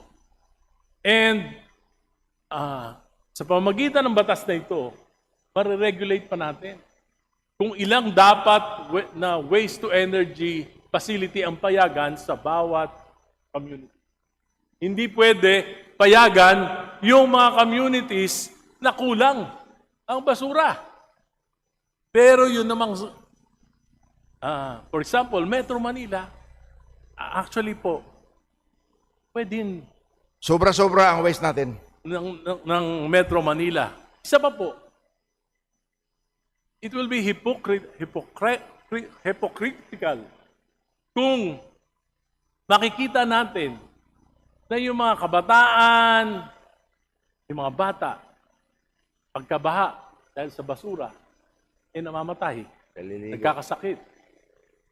Pero kung gagawin po natin ang paraan na itong basura na ito ay mai-dispose natin ng maayos, ay sa tingin ko po, mas maraming buhay yung masasave natin. Pangatlo, yung pong recycling, reuse. Maganda lang po yan kung konti ang basura. Pero when it comes to volume, napakagastos po niyan. Even in the US, when I attended a conference on solid waste management, the US, ang sabi ng mga public corporate, ang pinakamahal na form of solid waste disposal is recycling. Why? Kasi po karamihan naman ng mga recycled materials sa dami, sa volume, hindi naman po nagagamit. Sa storage pa lang, talo ni sila sa cost ng mga recycled. Salamat po. I support the proposal of Congress. Maraming salamat, Madam Speaker, distinguished colleague. Thank you very much. Majority Leader. Madam Speaker, I move to recognize the gentleman from Quezon City, the Honorable Bong Suntay, for his manifestation. Thank you very much. Madam Speaker, nais ko lang rin ibigay ang aking suporta dito sa panukalang ito. Actually, this proposal has been long overdue. Around the world, there are around 42 countries which uses waste to energy facilities. Dito lang sa Asia, andyan yung South Korea, Japan, China, India, Singapore, Malaysia, Thailand, Vietnam, Australia, at New Zealand. All of those countries has waste to energy facility. We can just imagine, Australia and New Zealand has one of the strictest environmental laws in the world. Pero ginagamit nila itong waste to energy technology. Dito sa atin, sabi ko, this has been long overdue because provisions of our Clean Air Act prohibited the use of such technology. But technology has far advanced. At ngayon, halos wala nang wala nang yung kinakatakot natin na byproduct, halos wala na. And what is produced is either clean air or water. Steam na lang. Oo. Kaya't I hope that the members of this House would also support this measure. Because it will help us. Alam mo, sa amin lang sa Quezon City, the biggest city in Metro Manila, before we had the Payatas landfill.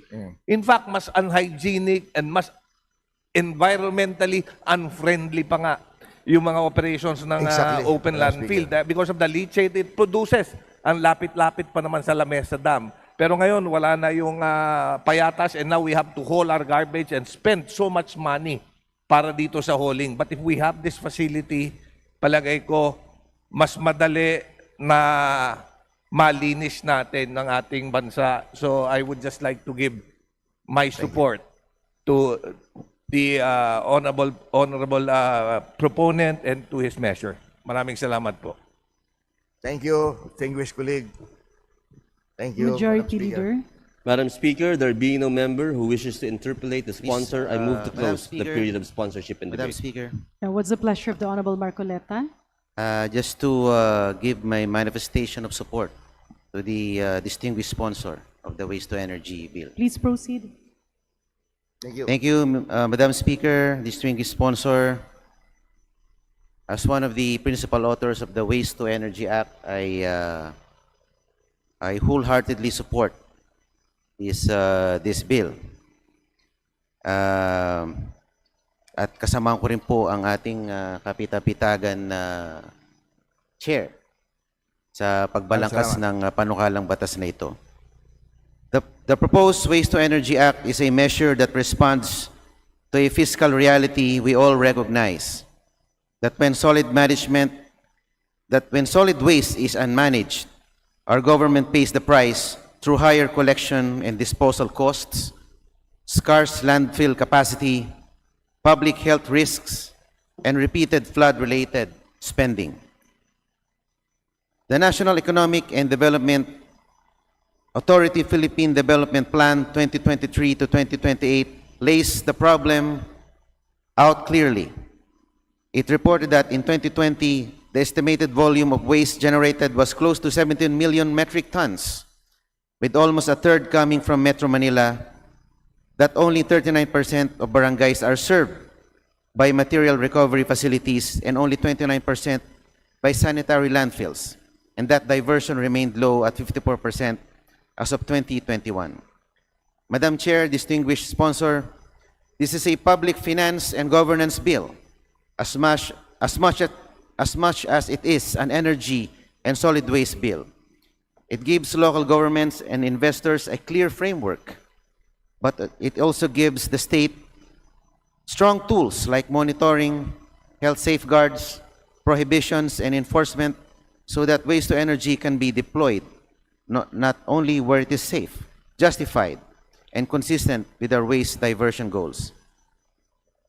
In this wise, I respectfully ask this august body to advance this measure on waste to energy regulatory framework so we can move to a responsible solution forward.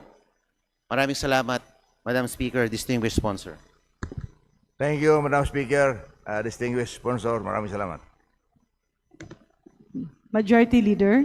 Madam Speaker, there being no member who wishes to interpellate the sponsor, I move to close the period of sponsorship and debate. An objection?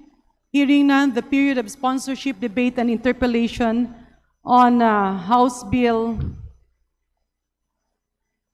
9157 is hereby terminated. Majority Leader. Madam Speaker, I move to open the period of amendments. An objection? Hearing none, said motion is carried. Madam Speaker, there being no individual nor committee amendments, I move to close the period of amendments. An objection? Hearing none, the period of amendments is hereby closed. Majority Leader. Madam Speaker, I move to vote on second reading House Bill number 9157. There's a motion to approve on second reading House Bill 9157. All those in favor say aye. Aye. All those who are not in favor say nay. The ayes have it. House Bill 9157 is approved on second reading. Move to suspend session for a few minutes, Madam Speaker. Session suspended.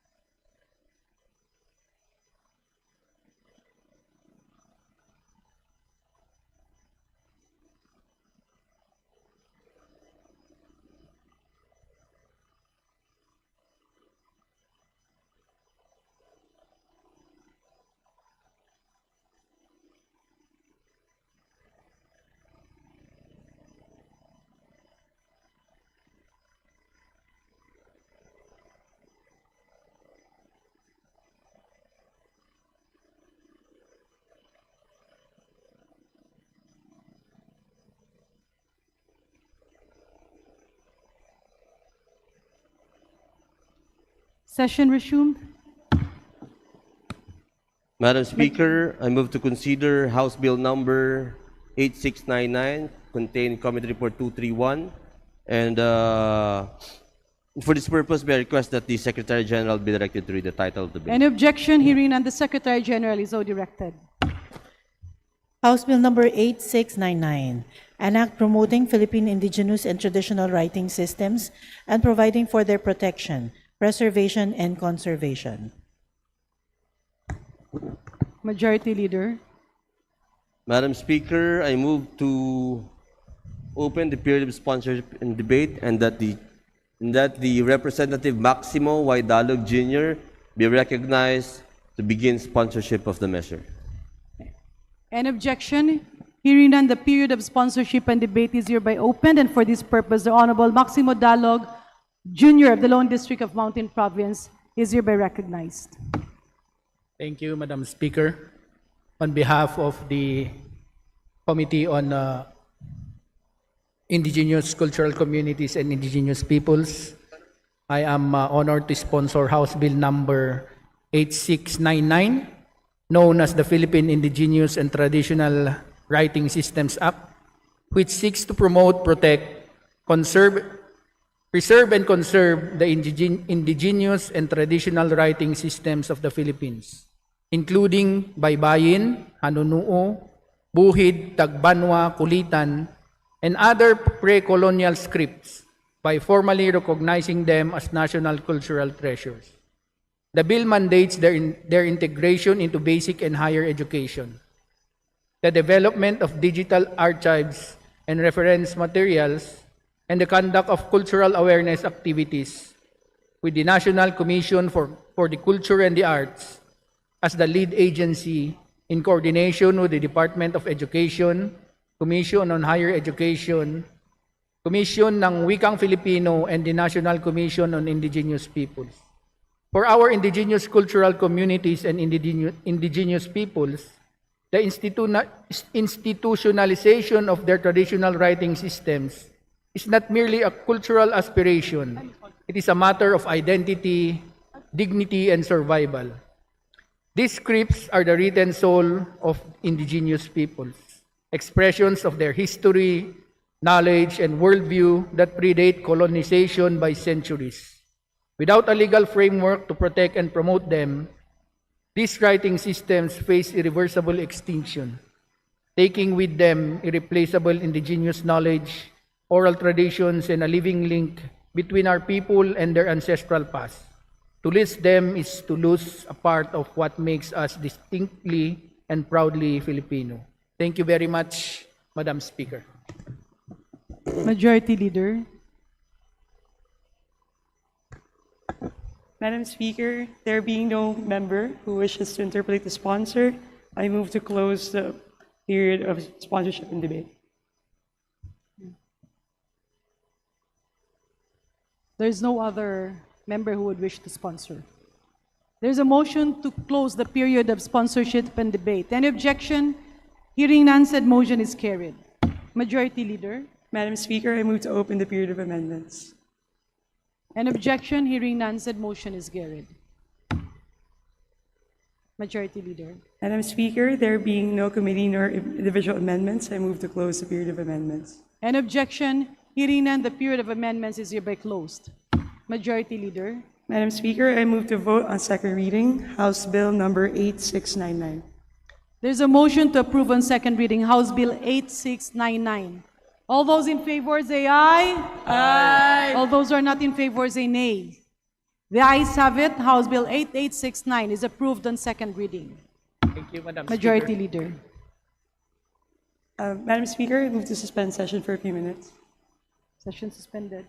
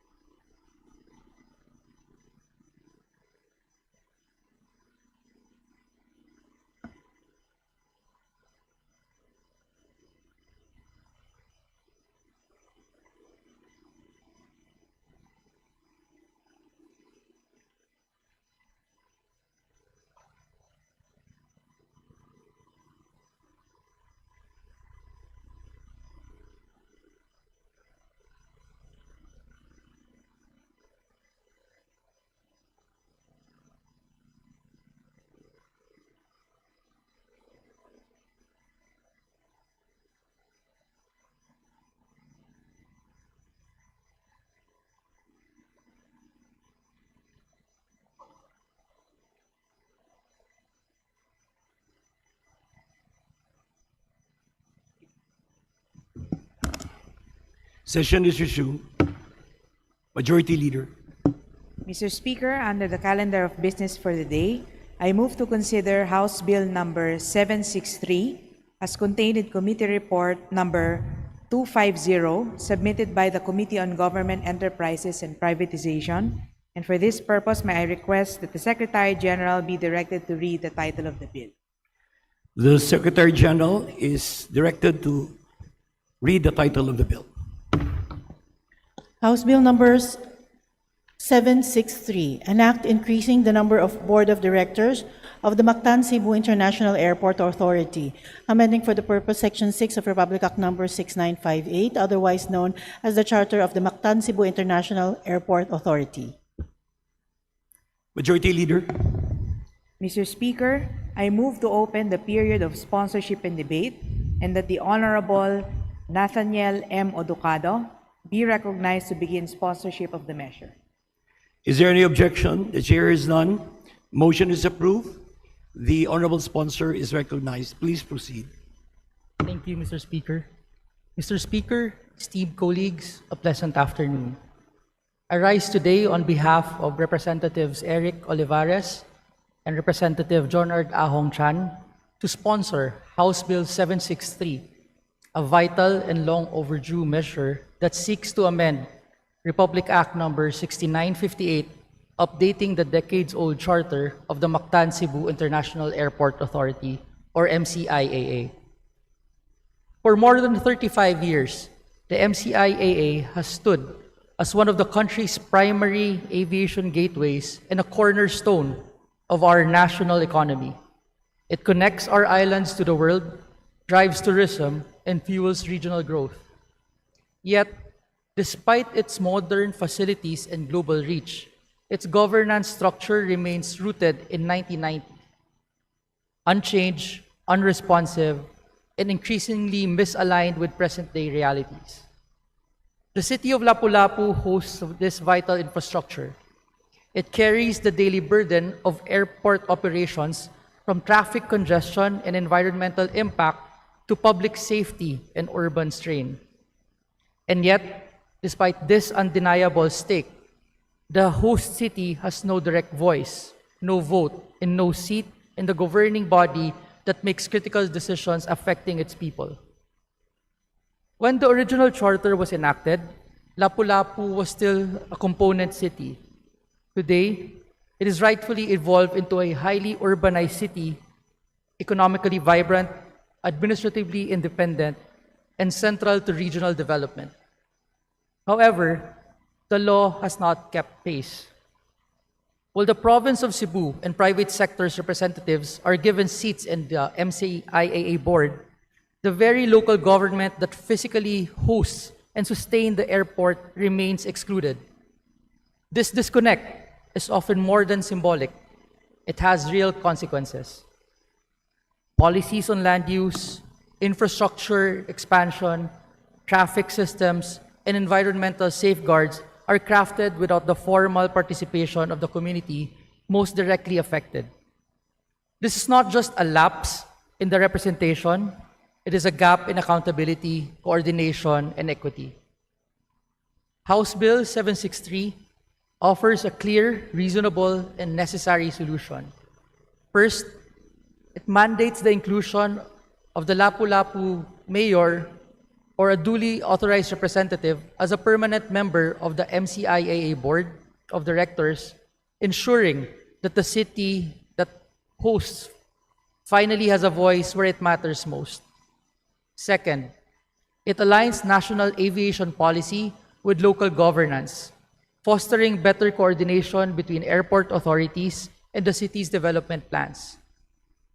Third, it strengthens accountability and responsiveness, providing a formal mechanism to address concerns on traffic management, land use, environmental sustainability, and equitable economic benefits.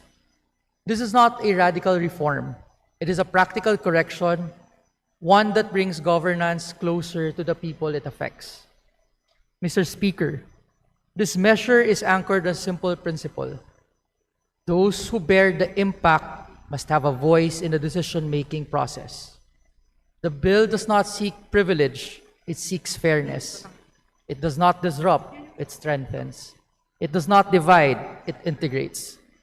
By granting Lapu-Lapu City its rightful representation, we uphold the spirit of local autonomy, enhance institutional coordination, and ensure that sustainable growth of one of our nation's most critical gateways.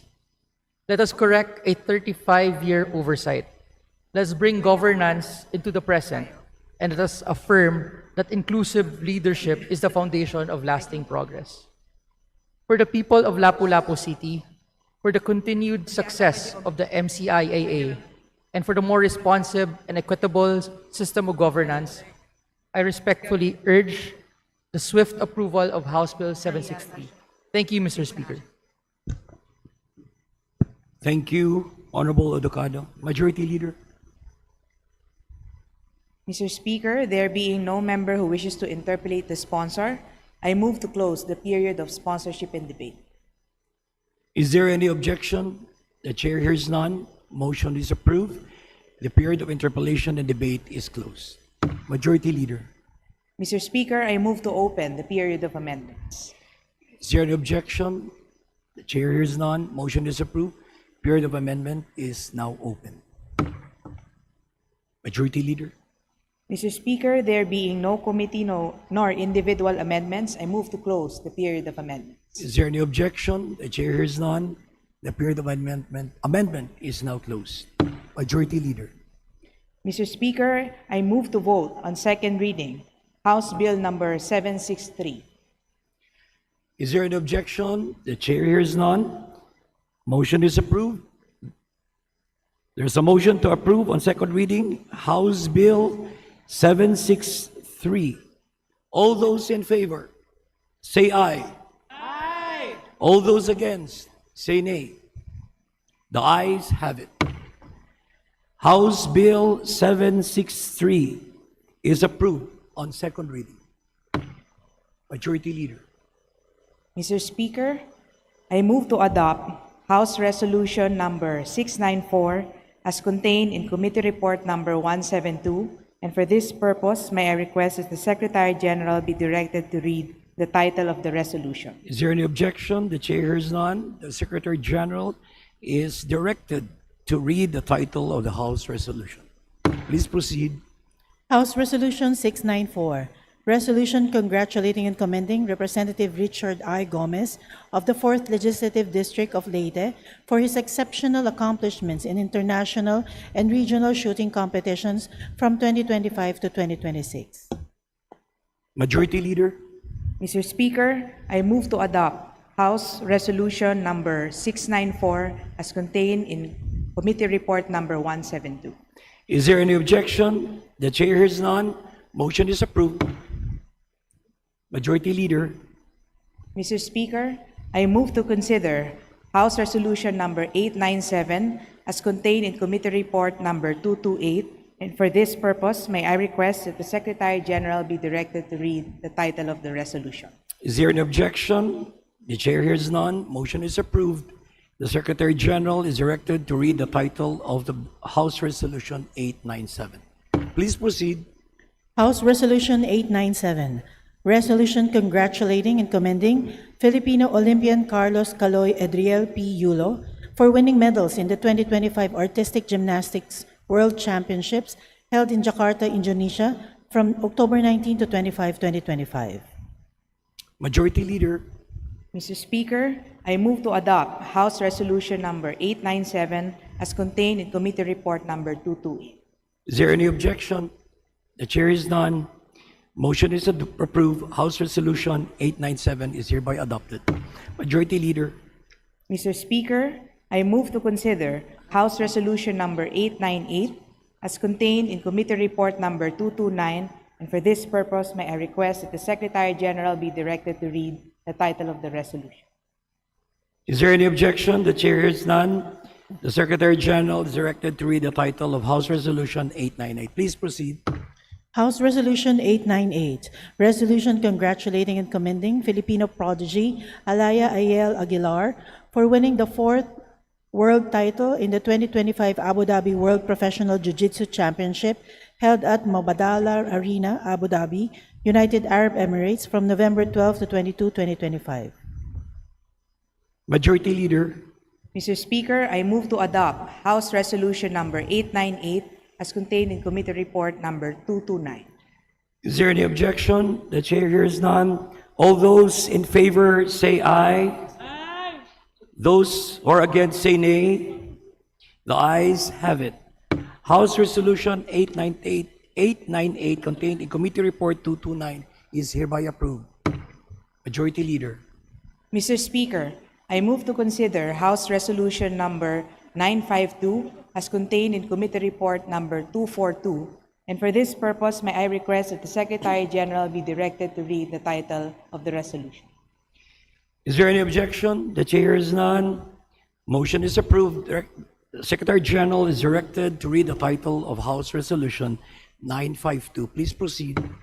House Resolution 952, resolution congratulating and commending the members of the Philippine national team for their historic performance in winning 7 gold and 7 silver and 10 bronze medals in the 2025 Asian Youth Games held in Manama, Bahrain from October 22 to 31, 2025.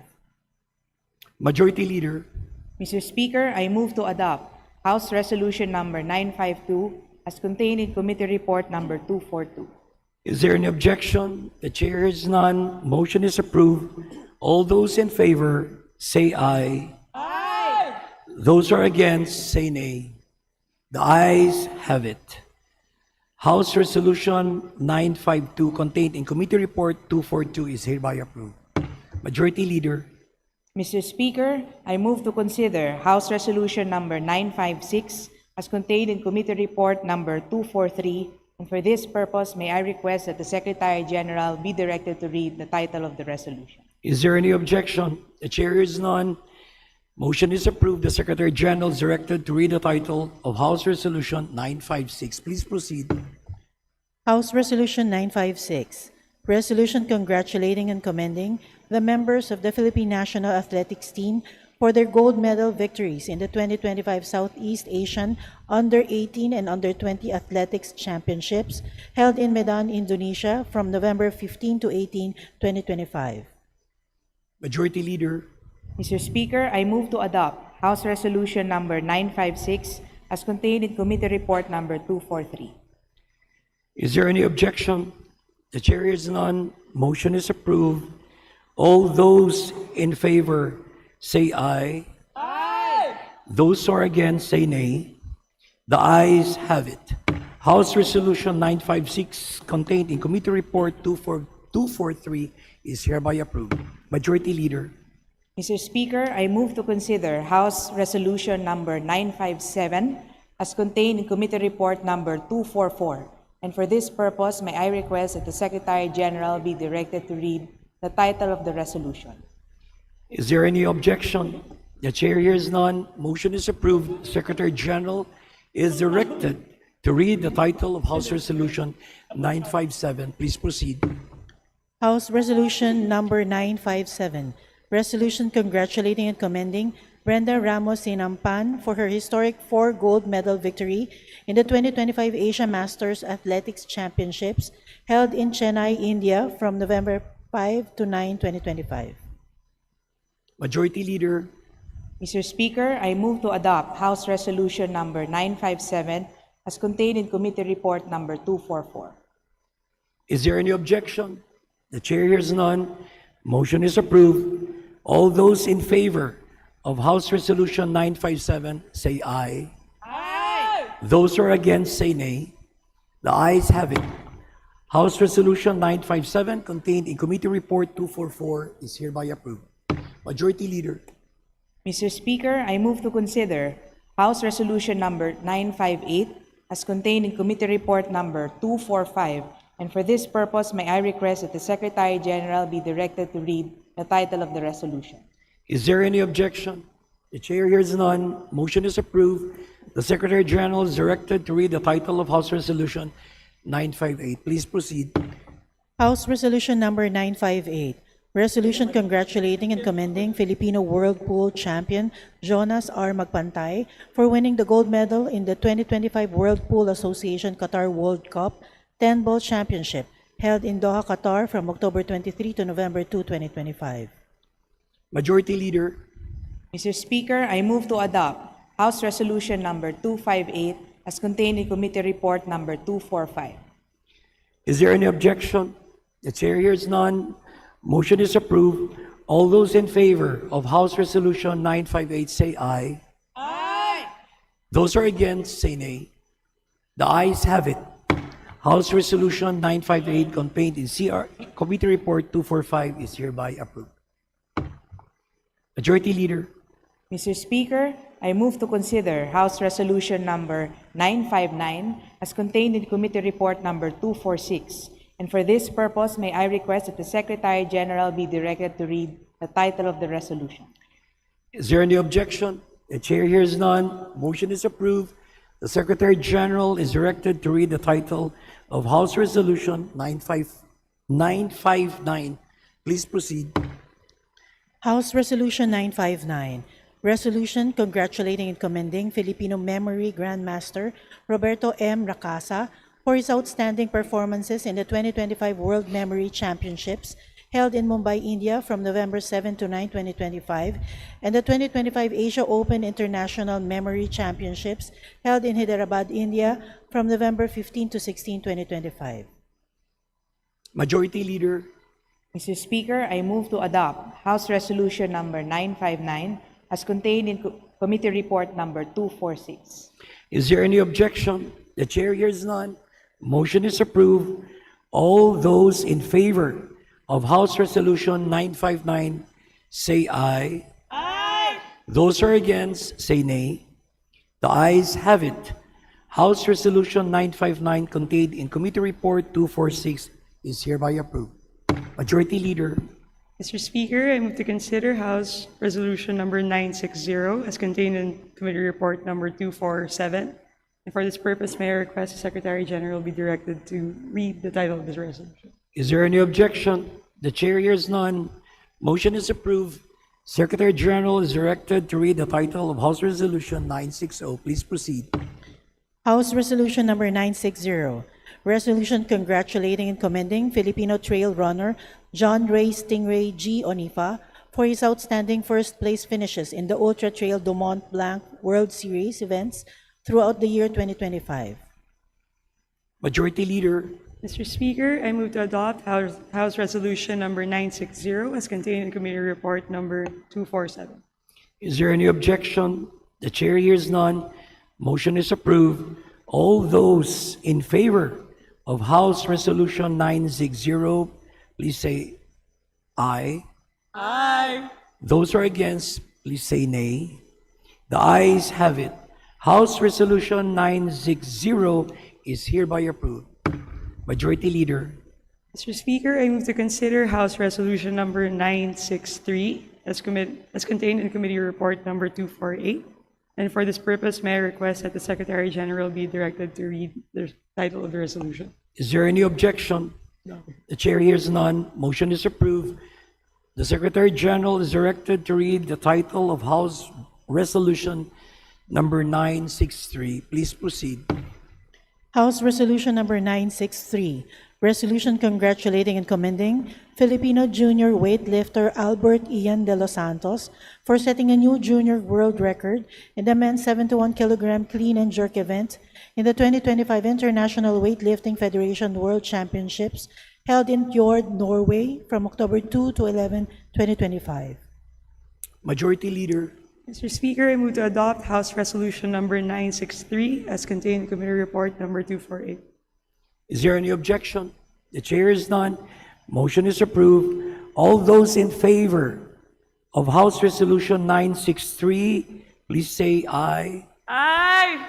Those are against, please say nay. The ayes have it. House Resolution 963 contained in Committee Report 248 is hereby approved. Majority Leader. Mr. Speaker, I move to consider House Resolution number 964 as contained in Committee Report number 249, and for this purpose, may I request the Secretary General be directed to read the title of the resolution. Is there any objection? The chair hears none. Motion is approved. The Secretary General is directed to read the title of House Resolution 964. Please proceed. House Resolution 964, resolution congratulating and commending Filipino Olympian Yumir Felix Marshall for winning the vacant World Boxing Council International Middleweight title held in Araneta Coliseum, Quezon City, Philippines on October 29, 2025. Majority Leader. Mr. Speaker, I move to adopt House Resolution number 964 as contained in Committee Report number 249. Is there any objection? The chair is none. Motion is approved. All those in favor of House Resolution 964, please say aye. Aye. Those are against, please say nay. The ayes have it. House Resolution 964 contained in Committee Report 249 is hereby approved. Majority Leader.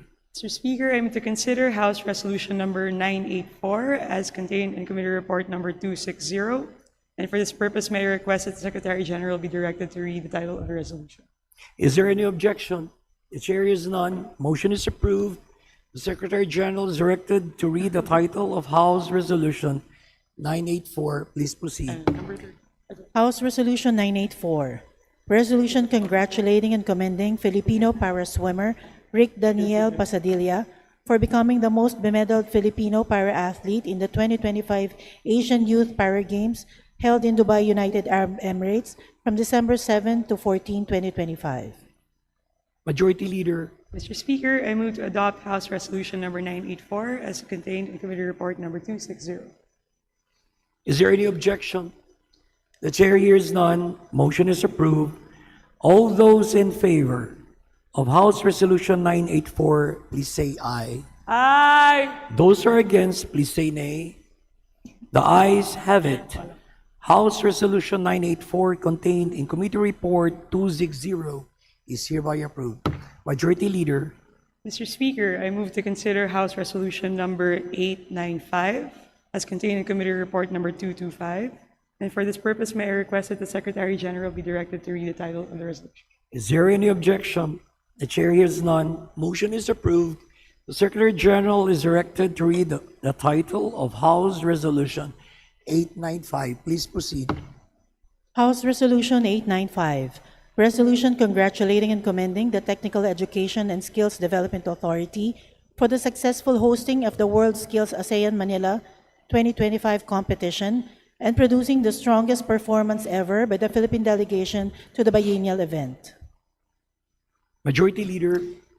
Mr. Speaker, I move to adopt House Resolution number 895 as contained in Committee Report number 225. Is there any objection?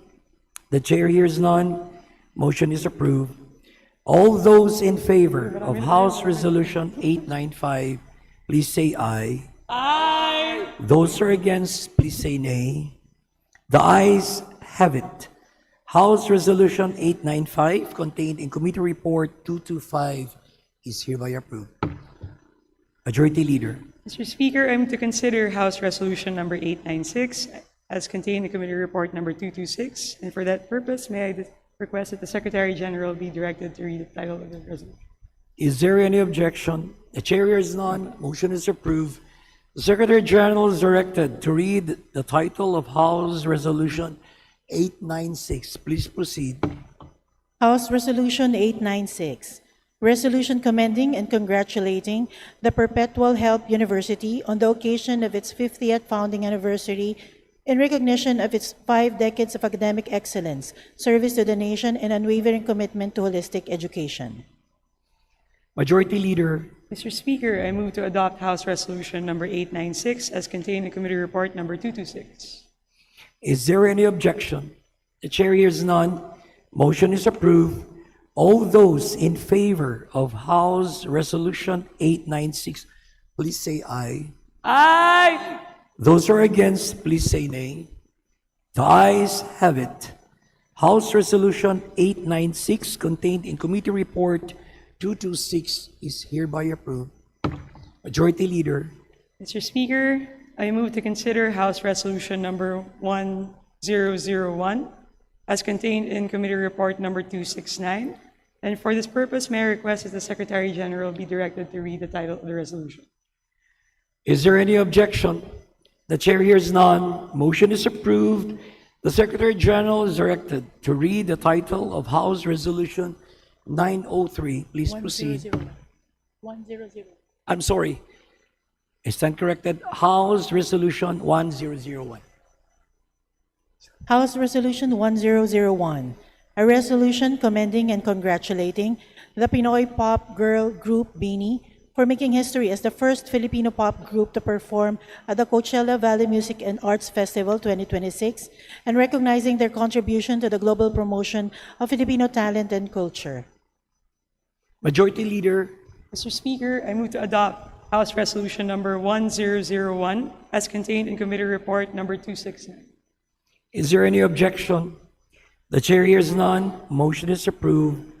All those in favor of House Resolution 1001, please say aye. Aye. Those who are against, please say nay. The ayes have it. House Resolution 1001, contained in Committee Report 269, is hereby approved. Majority Leader. Mr. Speaker, I move to consider the bills under the calendar of business for Thursday and Friday. Majority Leader. Mr. Speaker, I move to consider bills under the calendar of business for Thursday and Friday. Is there any objection? The chair hears none. Motion is approved.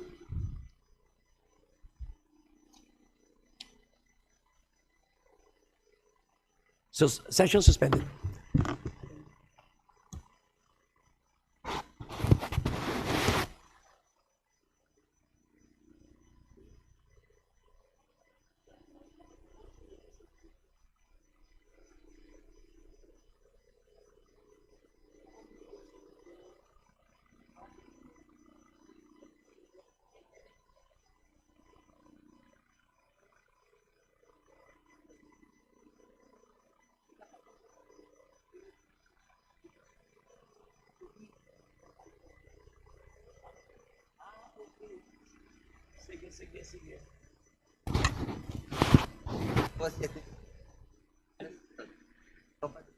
Session is resumed.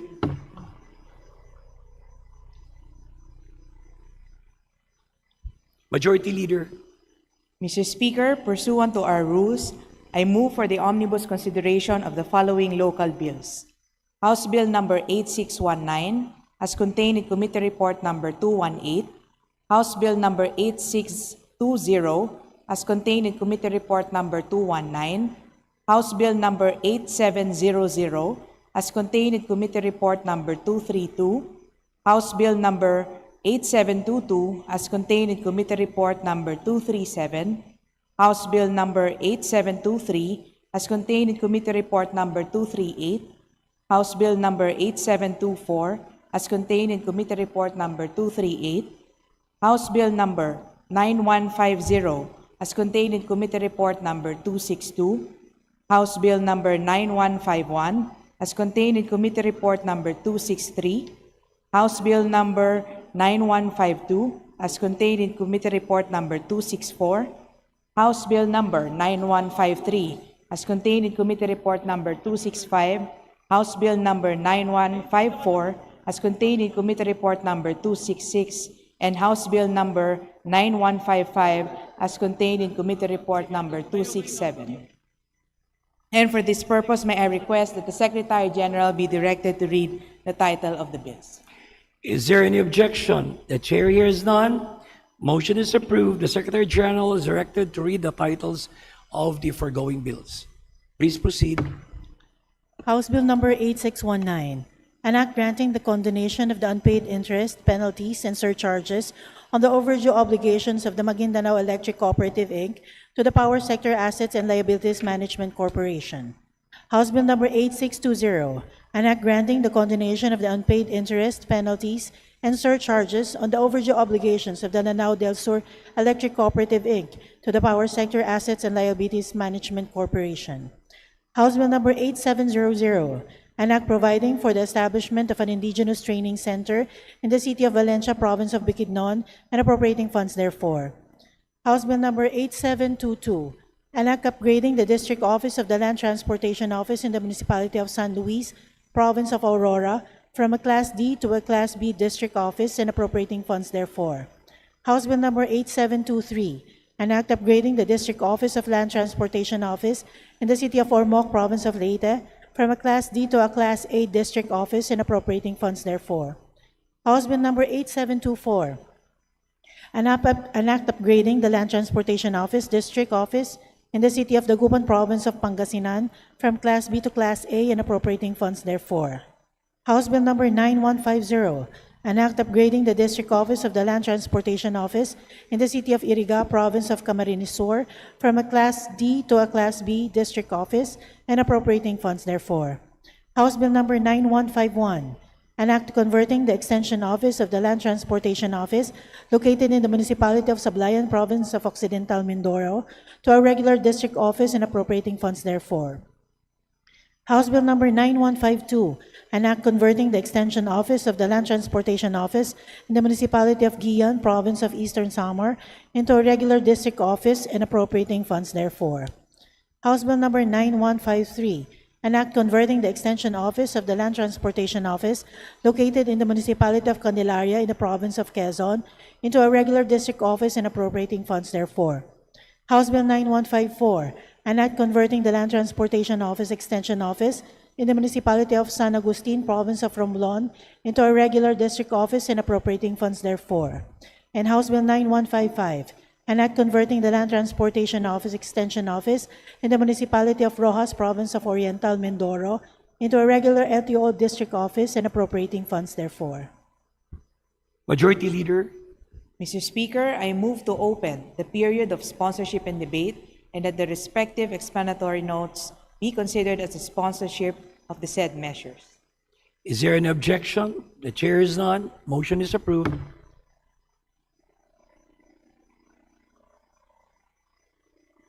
Period of sponsorship and debate. Your motion is to close? Open? To open.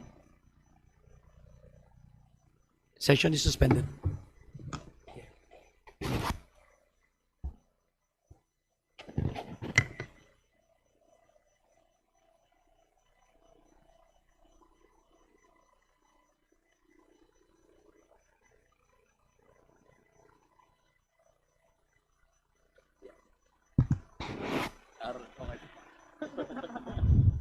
Session is resumed. Majority Leader.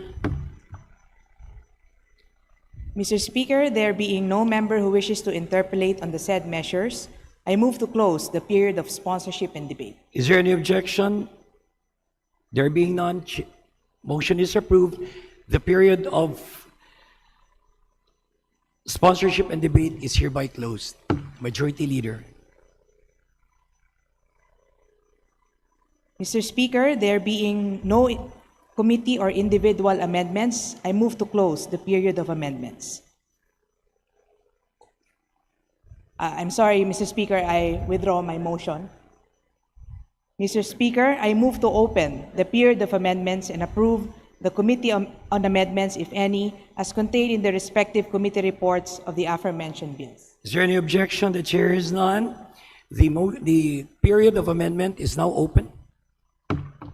Majority Leader.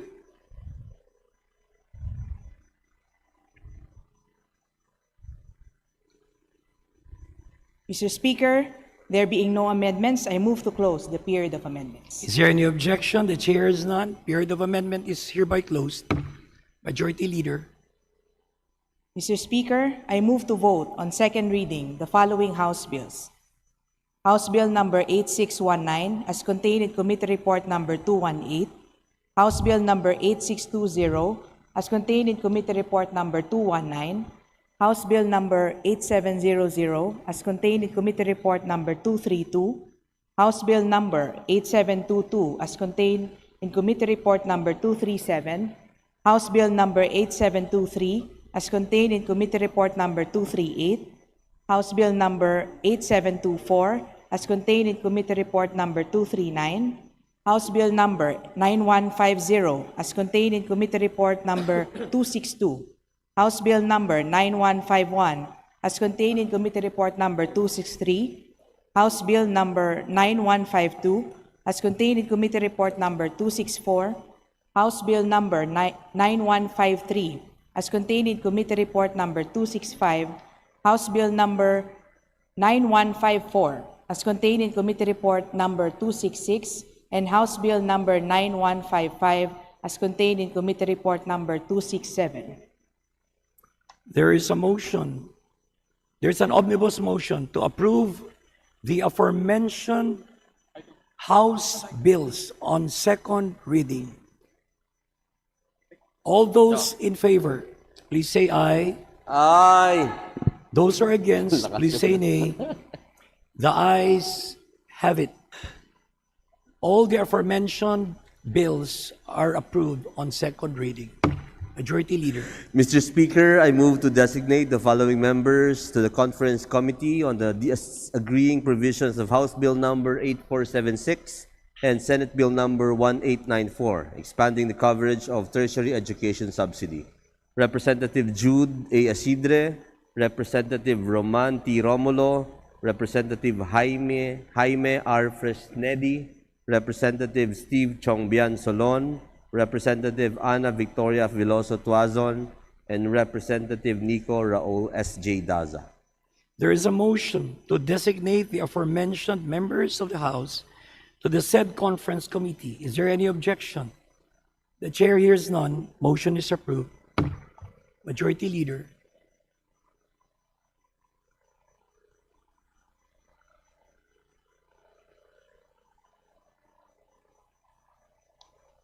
Move to suspend for a few minutes, Mr. Speaker. Session is suspended.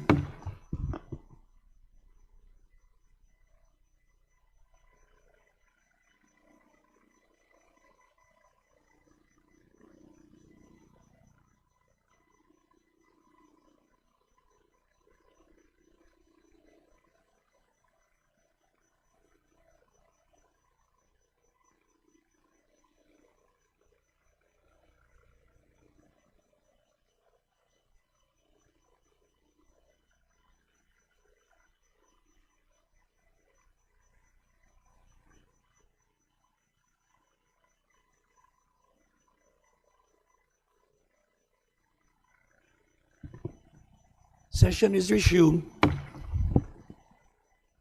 Mr. Speaker, Majority Leader. Mr. Speaker, I move for the consideration of House Resolution number 903 as contained in Committee Report number 230, and for this purpose may I ask the Secretary General to read the title of the resolution.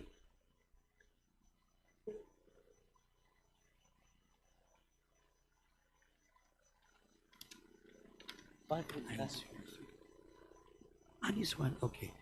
Is there any objection? The chair hears none. Motion is approved. Secretary General is directed to read the title of House Resolution 903. Please proceed.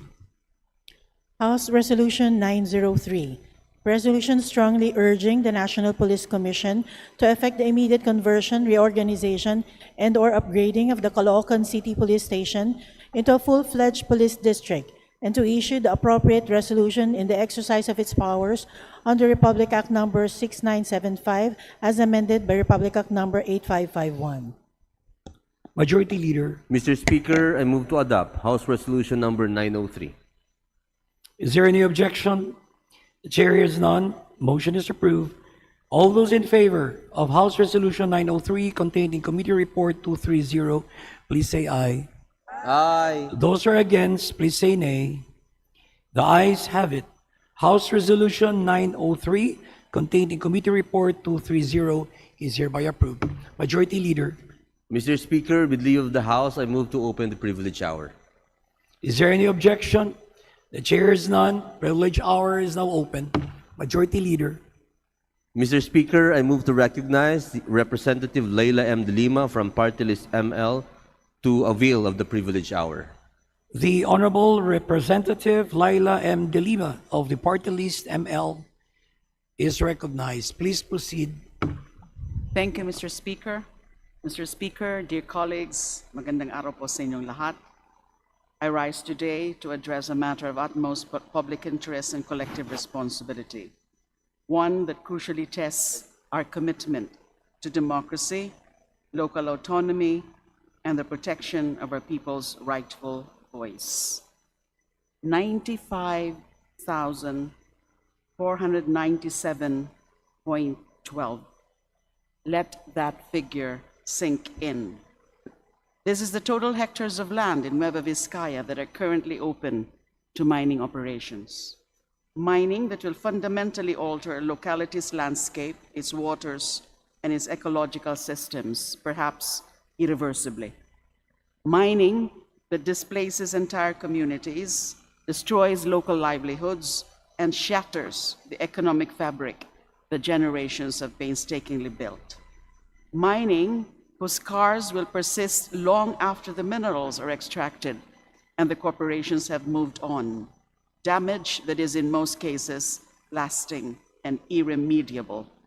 So I ask, who holds the authority to decide the fate of these 95,497.12 hectares?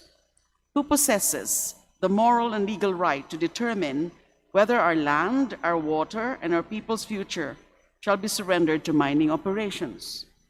Under the Local Government Code, national government agencies and government-owned or controlled corporations are mandated to maintain ecological balance and preserve environmental integrity. These entities are required to secure prior public consultation with local government units, non-governmental organizations, and other sectors concerned, and to obtain the approval of the appropriate sanggunian before implementing any project or program that may cause pollution, climatic change, depletion of non-renewable resources, loss of cropland, rangeland or forest cover, and extinction of animal or plant species. The law is clear. Before the implementation of environmentally critical projects and programs, there must be consultation with the local government units, non-governmental organizations, and other sectors concerned, and prior approval of the sanggunian concerned. The requirement for consultation is not a mere procedural step or bureaucratic compliance requirement. It springs from the constitutional policies that guarantee due process and promote our people's inalienable right to meaningful participation at all levels of social, political, and economic decision-making. From the perspective of rudimentary fairness and justice, consultation is an imperative, precisely because the communities that will bear the entire burden of the displacement, the environmental devastation, and the loss of livelihood must have the opportunity to weigh these costs against purported benefits. At its heart, consultation must empower affected communities to say no if the price is too high. Half measures that deny communities the power to reject mining that is deleterious to their health and well-being are no consultation at all. It is mere theater, palabas, pakitang tao. It is for this reason that consultation must clearly and comprehensively explain the project's true environmental and ecological risks to the community. It must provide adequate time for genuine deliberation, not mere rubber stamping. It must center on the community's right to say no, to withhold consent to projects they deem unacceptable. This is what meaningful consultation looks like. Anything less is a clear disregard of the people's welfare and a betrayal of the Constitution.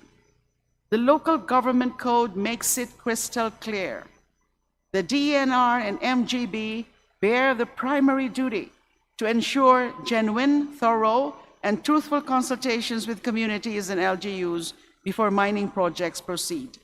They must guarantee that affected communities are comprehensively informed, not only of the project's supposed objectives, but of its true environmental and ecological consequences.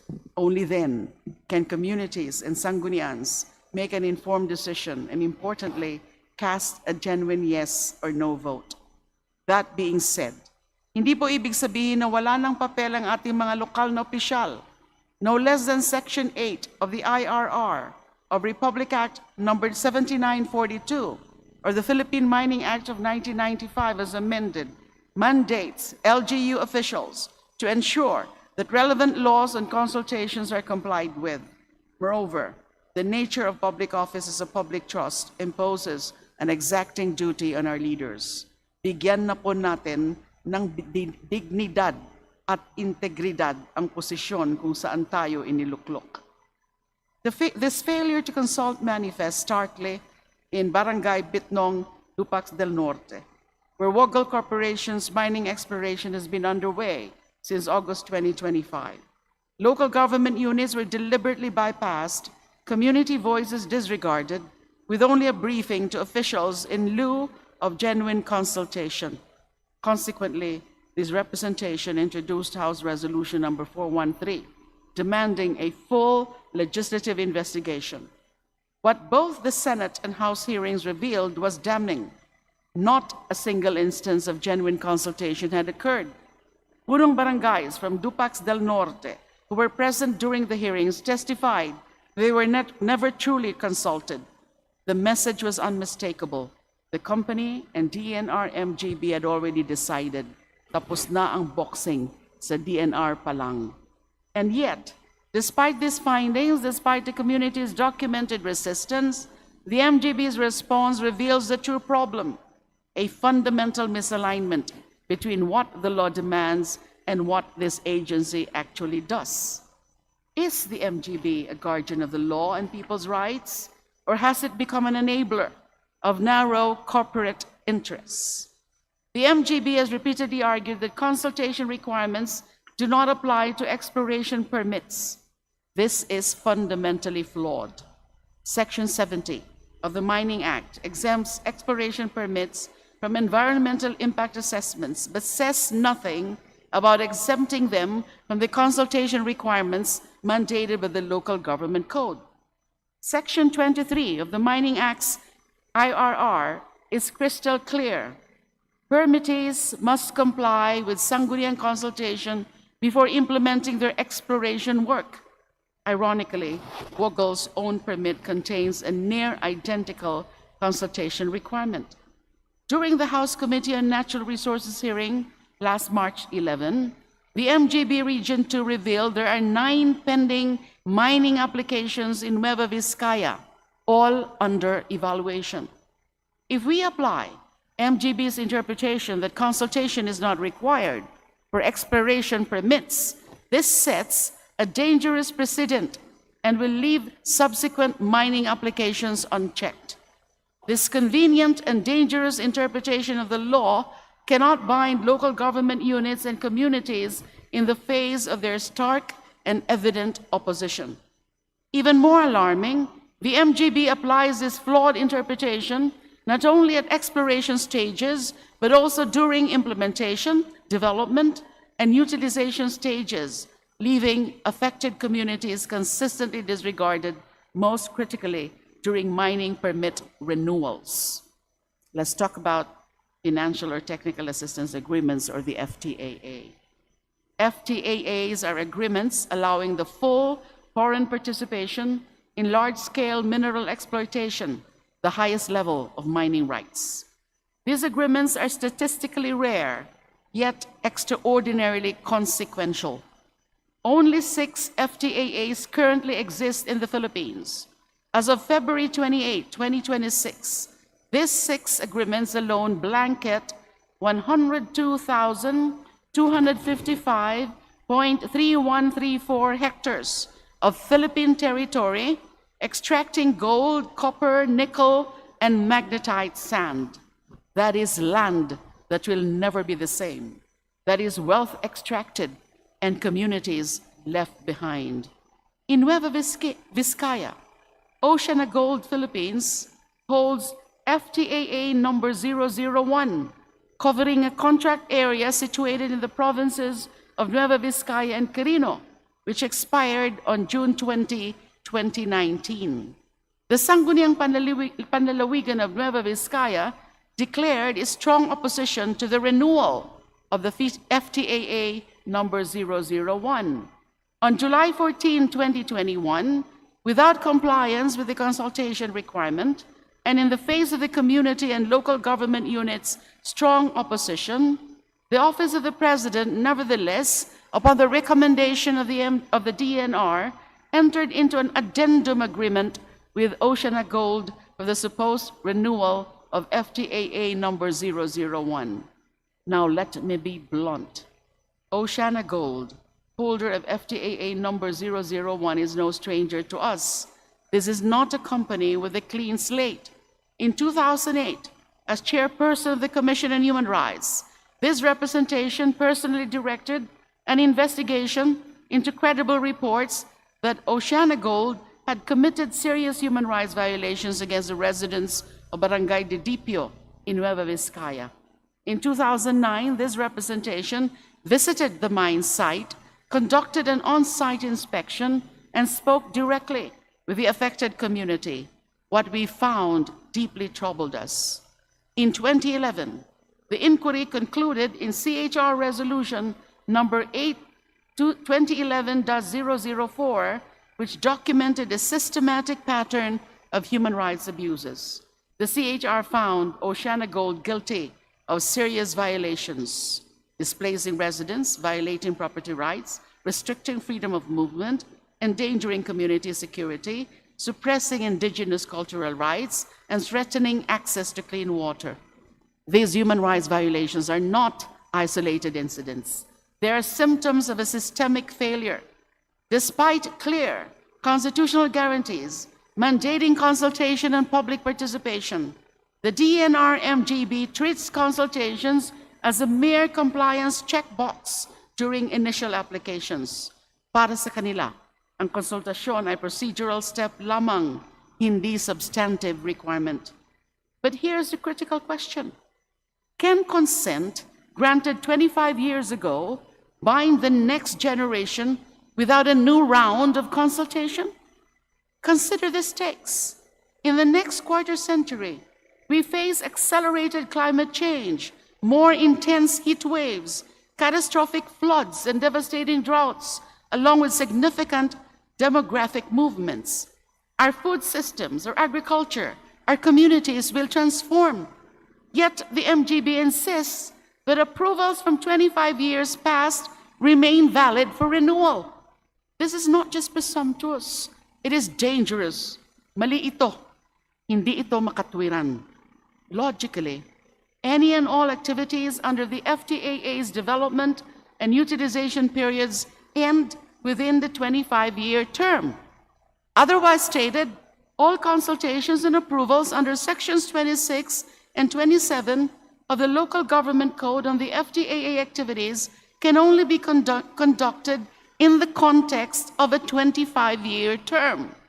The consent obtained for the first 25 years cannot be reasonably assumed to bind future generations, nor can it be justifiably expected to endure another drastically altered and fast-evolving socio-environmental conditions. Worse still, the MGB continues to allow mining operations without even conducting proper consultations. We've seen this before, this pattern before. In Tampakan, South Cotabato, FTAA number 002 was initially granted for 12 years. Pero ang mga magsasaka, ang mga irrigators, ang mga komunidad na kumukuha ng pinagkakakitaan mula sa lupa, ang mga taong ito, the very people whose livelihoods hang in the balance, they later discovered it had been quietly and ceremoniously extended to 18 years. 6 more years, walang tanong, walang sagot, walang usapin, walang usapan, walang consent, walang konsultasyon. So I call on this House to act decisively. We must use our oversight powers, and we must use them vigorously to determine whether the DNR-MGB has faithfully executed its statutory duty to enforce consultation requirements in Nueva Vizcaya, South Cotabato, and beyond. Accordingly, this representation will be filing a resolution in aid of legislation calling for a comprehensive congressional inquiry into the systematic failure to enforce consultation requirements across all mining permit stages, exploration, development, and utilization alike, and any subsequent renewals. We call on our colleagues in Congress to stand with the people of Nueva Vizcaya, South Cotabato, and all mining-affected communities across this nation. The time to act is now. We will act for the 95,497.12 hectares and for the future generations. Mas matimbang dapat ang komunidad, hindi ang kumpanya, hindi ang malalaking pera. Sila ang mga taong nandyan na umaasa sa lupa na nagmamahal sa kanilang komunidad. It is they who hold the rightful say through local autonomy, public participation, and transparent processes. Ultimately, I say this: the people of Nueva Vizcaya and South Cotabato must never be treated as mere obstacles in the path of extraction profits. They are not pawns. They are not collateral damage to development. They are the rightful stewards of their territories. The Constitution recognizes this. The law recognizes this. The indigenous peoples recognize this. The farmers, the fishermen, the children who drink from these waters, lahat sila ay kinikilala ito. Now the government must recognize it too. We must restore the supremacy of local autonomy, not as a whispered promise, but as lived reality. We must transform community consultation from a bureaucratic checkbox into a meaningful exercise of democratic power. We must demand that every voice be heard and that every concern be valued, that every dissent be respected. We must shift the entire framework from unquestioned extraction to accountable stewardship. The General Welfare Clause is not abstract rhetoric. Ito ay mandato. It mandates, with the full force of our Constitution, that local government units protect their constituents' welfare above all else, above corporate interests, above revenue projections, above everything. Let us honor that mandate. Let us act with urgency and integrity our people deserve. Maraming salamat po, Mr. Speaker. Thank you, Representative De Lima. Majority Leader. Mr. Speaker, I move to recognize the representative. I move to suspend session for a few minutes. Session is suspended.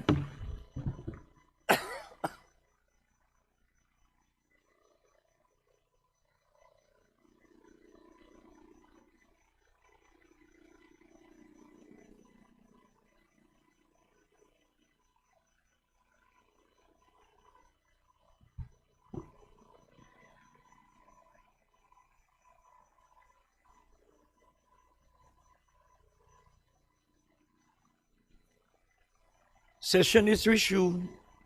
Majority Leader. Mr. Speaker, I move to recognize my distinguished colleague from EPEC Party List, Congressman Sergio Dagoc, for his manifestation. The Honorable Dagoc is recognized. Thank you, Mr. Speaker. Thank you, Majority Leader. I am in full support to the concern of the representative of ML Party List, considering that at present I have also two pending complaints with MGB. She is correct that as if this government agency is not serving the interest of the Filipino people and our environment, but it is serving the interest of the mining companies in Dinagat and in Surigao City. The bishop is complaining, and I have endorsed the complaints of the bishop of the Diocese of Surigao. But until now, the action is half-baked. Walang consultation. I demanded that the people will be consulted because nagtuturoan na yung MGB at saka EMB. Sabi ni MGB, yung dagat ninyo na naapektuhan, hindi na namin saklaw. EMB na ang may saklaw. So, again, I hope that as called upon by our colleague, the investigation must be acted upon by this chamber. Thank you, Mr. Speaker. Thank you, Representative Dagoc. Majority Leader. Mr. Speaker, I move to refer the speech of the Honorable De Lima to the Committee on Rules for its appropriate action. Is there any objection? The chair is none. Motion is approved. The speech of the Honorable De Lima, as well as the manifestation of Representative Dagoc, is referred to the Committee on Rules for appropriate action. Majority Leader. Mr. Speaker, I move to recognize our distinguished colleague from Kabataan Party List, Honorable Rene Co from Kabataan Party List. The Honorable Rene Co of Party List Kabataan is recognized. Please proceed. Thank you, Mr. Speaker. Mr. Speaker, last week on May 8, 2026, the member states of the Association of Southeast Asian Nations, or we know as ASEAN, gathered in Cebu for the 48th ASEAN Summit. All eyes are on the Philippines as ASEAN chair, and the actions of this association as states respond to the crisis generated by the warmongering of the United States and Israel against Iran, affecting the security of the entire West Asia region and causing the skyrocket of global fuel prices, including that of our region. Meanwhile, it must deal with internal conflicts such as tensions between Thailand and Cambodia and a continuing civil war in Myanmar. It begs the question, how is the welfare of the people of ASEAN? How are ASEAN states ensuring the safety, security, and respect of human rights of the region amidst compounding crisis? Mr. Speaker, in February 2026, ASEAN's newest member, Timor-Leste, opened legal proceedings under universal jurisdiction against junta leader Min Aung Hlaing for war crimes and crimes against humanity. Myanmar responded within weeks by expelling Dili's charged affairs. A small, young democracy drew a line that the bloc's founding members have refused to draw for 5 years. If Timor-Leste can act on principle, the question ASEAN must answer is, what is stopping the rest of us? As ASEAN leaders convened in Cebu for the 48th ASEAN Summit and will continue high-level engagements in the coming months, the region is once again called to demonstrate that its cooperation delivers real outcomes for its peoples. For Myanmar, 5 years after the adoption of the 5-point consensus, or 5PC, that promise remains unfulfilled.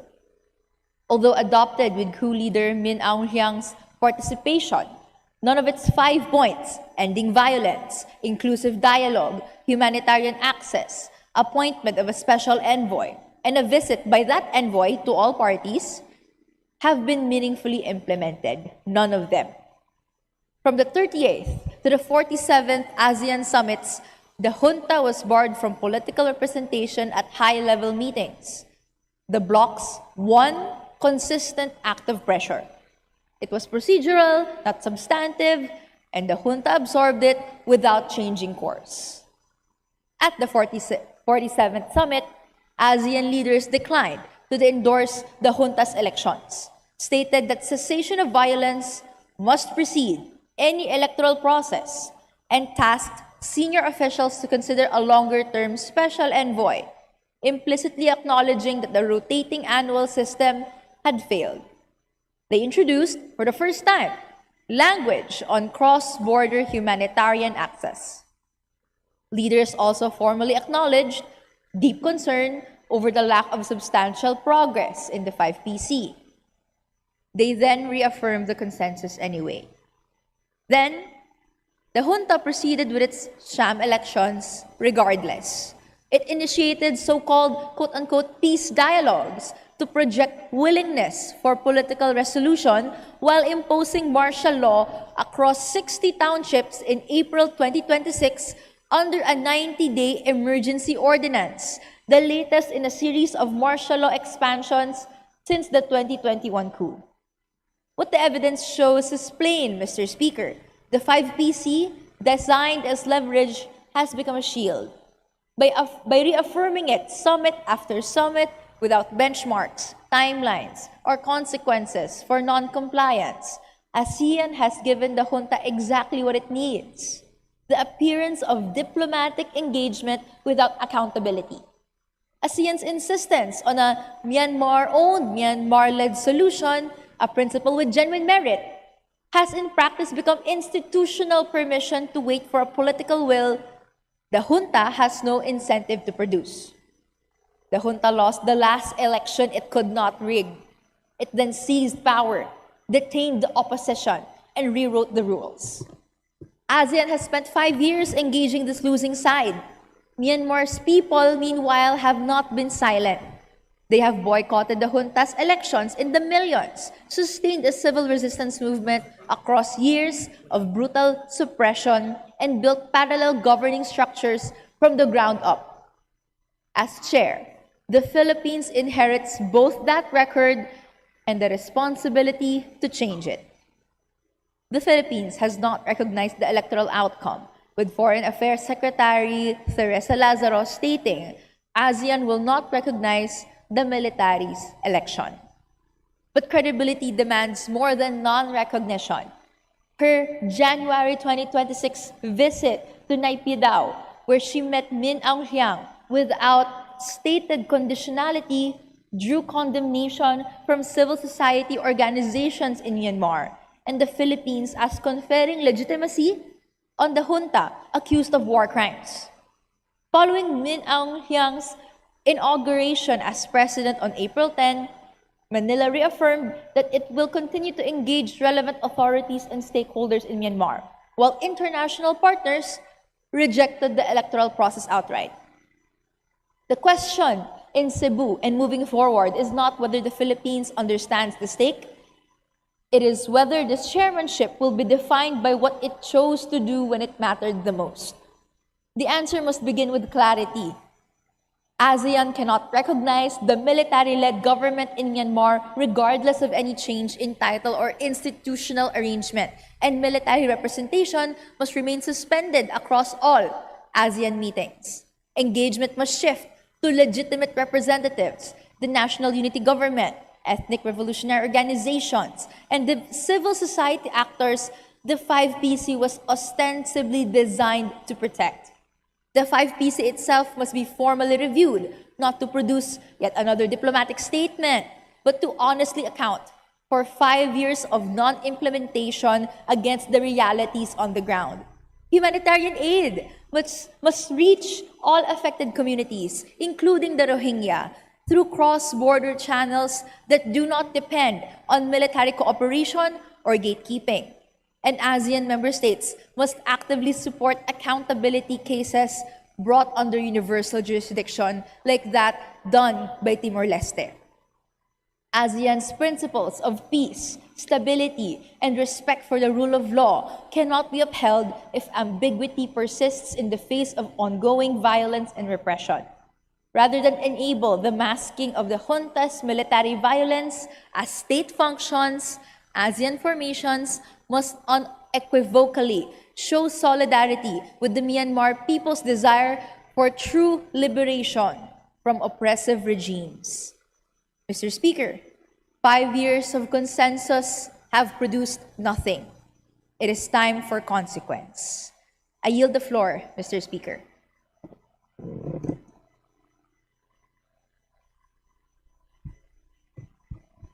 Majority Leader.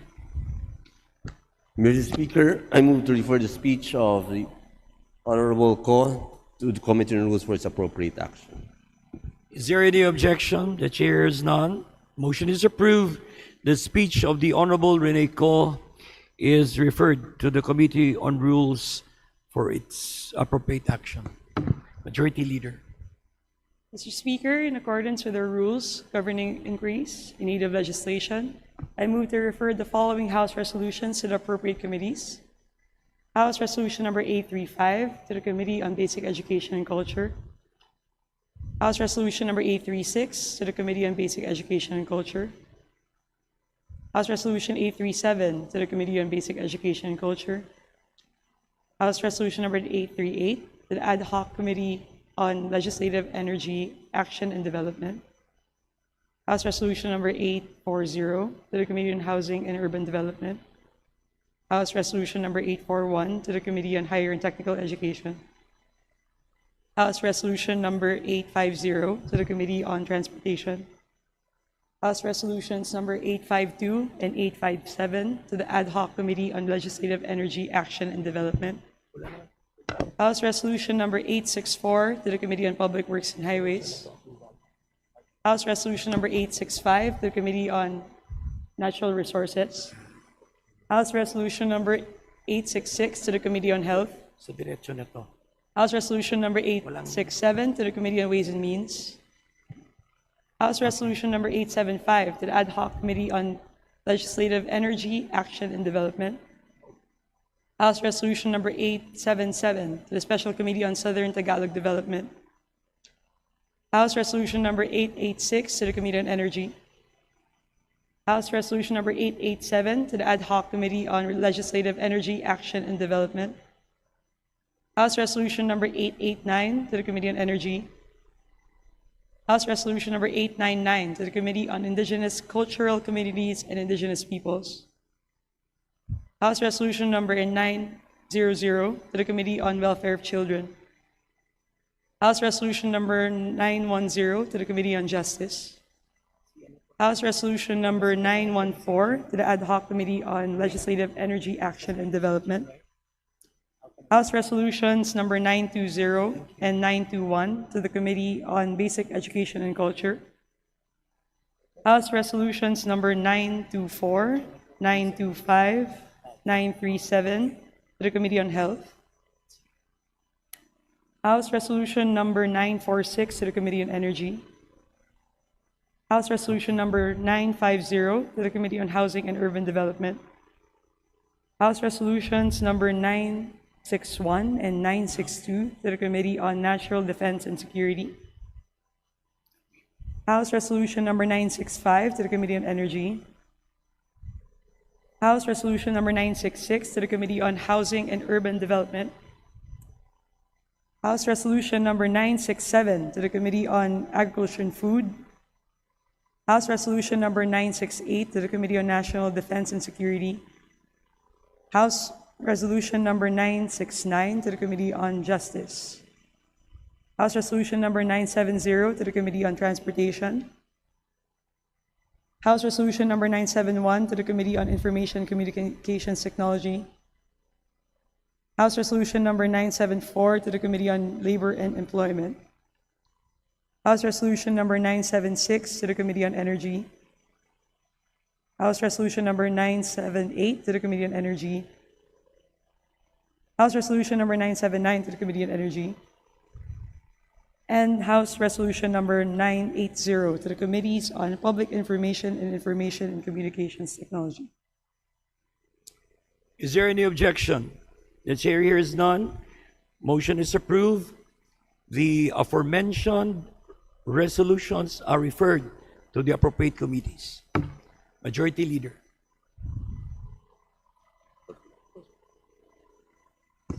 Mr. Speaker, there being no members who would avail of the privilege hour, I move to close the privilege hour. Is there any objection? The chair is none. Privilege hour is closed. Majority Leader. Mr. Speaker, pursuant to our rules governing inquiries in aid of legislation, I move to refer the following speeches to the appropriate committees. A speech of the Honorable Mercado Revilla, delivered on March 9, 2026, to the Committee on Women and Gender Equality. The speech of Representative Ismula, delivered on March 9, 2026, to the Committee on Women and Gender Equality. The speeches of Honorable Angeles, Honorable Zubiri, Honorable Singson, Honorable Roque, and Honorable Gonzalez, and Honorable Co, Honorable Ilago, Honorable Javier, Honorable Bagao, Honorable De Lima, and Honorable Montes, all delivered on May 9, 2026 to the Committee on Women and Gender Equality.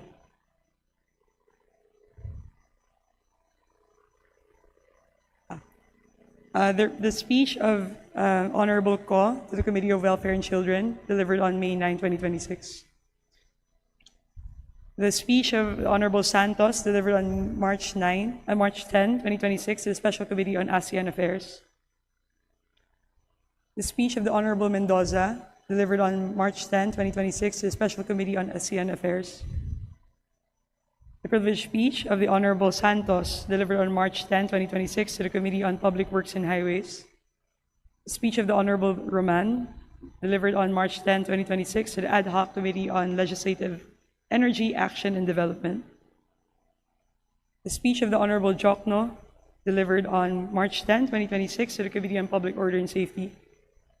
The speech of the Honorable Sendanya, delivered on March 10, 2026, to the Committee on Climate Change. The speech of the Honorable Nazal, delivered on March 10, 2026, to the Committee on Higher and Technical Education. The speech of the Honorable Amante, delivered on March 10, 2026, to the Ad Hoc Committee on Legislative Energy, Action, and Development. The speech of the Honorable Erice, delivered on March 10, 2026, to the Committee on Justice. The speech of the Honorable Gutierrez, delivered on March 17, 2026, to the Ad Hoc Committee on Legislative Energy, Action, and Development. The speech of the Honorable Nazal, delivered on March 18, 2026, to the Ad Hoc Committee on Legislative Energy, Action, and Development. The speech of the Honorable Benitez, delivered on March 18, 2026, to the Committee on Agriculture and Food. The speech of the Honorable Dagoc, delivered on May 4, 2026, to the Committee on Energy. The speech of the Honorable Fresnedi, delivered on May 4, 2026, to the Committee on Public Works and Highways. The speech of the Honorable Asidre, delivered on May 4, 2026, to the Committee on Public Information. The speech of the Honorable Abalos, delivered on May 4, 2026, to the Committee on Energy. Speech of the Honorable Ilago, delivered on May 4, 2026, to the Committee on Labor and Employment. Speech of the Honorable Valeriano, delivered on May 4, 2026, to the Committee on Transportation. Speech of the Honorable De Jesus, delivered on May 4, 2026, to the Committee on Legislative Franchises.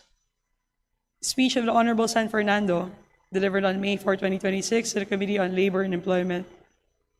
Speech of the Honorable Bagao, delivered on May 5, 2026, to the Committee on Aquaculture and Fisheries Resources. The speech of the Honorable Jokno and the speech of the Honorable Sendanya, delivered both on May 5, 2026, to the Committee on Aquaculture and Fisheries Resources. The speech of the Honorable Nazal, delivered on May 5, 2026, to the Committee on Energy. The speech of the Honorable Tino, delivered on May 5, 2026, to the Committee on Labor and Employment. The speeches of the Honorable Ko and the Honorable Roman, both delivered on May 5, 2026, to the Committee on Public Information. The speech of the Honorable Legacion, delivered on May 5, 2026, to the Committee on Transportation. The speech of the Honorable Sentay, delivered on May 6, 2026, to the Committee on Energy. The speech of the Honorable Dagoc, delivered on May 6, 2026, to the Ad Hoc Committee on Legislative Energy, Action, and Development. And the speech of the Honorable Yap, delivered on May 6, 2026, to the Committee on Energy. Is there any objection? The chair hears none. The aforementioned speeches delivered by our colleagues in Congress are referred to the appropriate committees. Majority Leader. Mr. Speaker, I move for the change of referral of the following measures. House Bill number 7294 from the Committee on Basic Education and Culture to the Committee on Government Enterprises and Privatization. House Bill numbers 472, 1169, 3725, 6432, and 7887 from the Committee on Basic Education and Culture to the Committees on Basic Education and Culture and Health. House Bill numbers 211, 1471, and 1812 from the Committees on Basic Education and Culture and Higher and Technical Education to the Committees on Higher and Technical Education and Basic Education and Culture. House Bill number 767 from the Committee on Basic Education and Culture to the Committees on Higher and Technical Education and Basic Education and Culture. House Bills number 393, 516, 618, 850, 875, 876, 886, 1476, 1894, 2021, 2212, 2650, 2805, 2991, 3198, 3373, 3771, 3801, 4557, 4910, 5088, 5125, 5369, 5473, 6001, 6486, 6577, 7000, 7364, 7430, 7573, 7710, 7878, 7884, 8287, 8343, 8438, 8439, 8512, 8522, 8727, 8828, 8857, 8965, 8992, 9007, and 9009 from the Committee on Health to the Committee on Health and the Special Committee on Persons with Disabilities. House Bill numbers 1023 and 2417 from the Committee on Cooperatives Development to the Committees on Cooperatives Development and Agriculture and Food. House Bill numbers 3249, 3466, 5130, 5295, and 5315 from the Committee on Agriculture and Food to the Committees on Cooperatives Development and Agriculture and Food. Privileged speech delivered by Representative Swansing on February 23, 2026 from the Committee on Disaster Resilience to the Committee on Ecology. House Bill number 500 and 8156 from the Committee on Welfare of Children to the Committee on Population and Family Relations. House Bill number 7688 from the Committee on Natural Resources to the Committee on Government Enterprises and Privatization. House Bill number 7571 from the Committees on Information and Communications Technology and Welfare of Children to the Committee on Welfare of Children. House Bill number 7895 from the Committees on Welfare of Children and Information and Communications Technology to the Committee on Welfare of Children. House Bill number 621 from the Committee on Government Reorganization to the Committees on Indigenous Cultural Communities and Indigenous Peoples and Government Reorganization. House Bill number 8755 from the Committee on Health to the Committees on Trade and Industry and Health. House Bill number 2744 from the Committee on Government Enterprises and Privatization to the Committee on Local Government. House Resolution number 462 from the Committee on Agriculture and Food to the Committee on Visayas Development. Mr. Speaker. Is there any objection? The chair hears none. Motion is approved for change of referral to the respective committees. Majority Leader.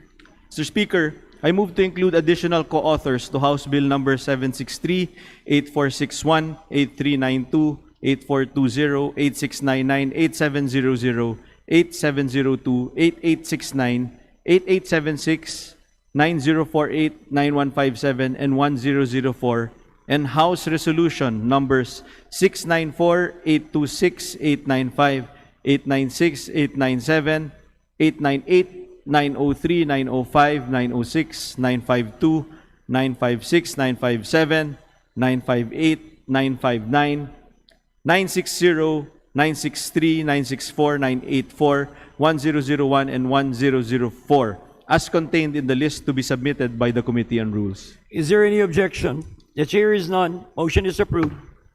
Majority Leader. Mr. Speaker, I move to take up additional reference of business and request that the Secretary General be directed to read the titles of bills and resolutions on first reading, as well as communications and committee reports. Is there any objection? The chair hears none. Secretary General is directed to read the titles of the committee reports. Please proceed. Additional reference of business. Committee reports. Committee report numbers 294, 295, 296, and 297, submitted by the Committee on Local Government on House Bill numbers 7030, 3273, 3572, and 3717, respectively. Committee report number 298, submitted by the Committee on Ethics and Privileges on committee case number P-2025-06 and committee case number SC-2025-07. Informing the House of the findings and recommendation of the Committee on Ethics and Privileges on the aforestated cases. Committee report number 299, submitted by the Committee on Ethics and Privileges on committee case number SC-2026-20, committee case number PS-2026-21, committee case number PS-2026-22, and committee case number SC-2026-23. Informing the House of the action taken by the Committee on Ethics and Privileges on the matter, including the committee's findings and recommendations. The aforementioned committee reports are all referred to the Committee on Rules. Majority Leader.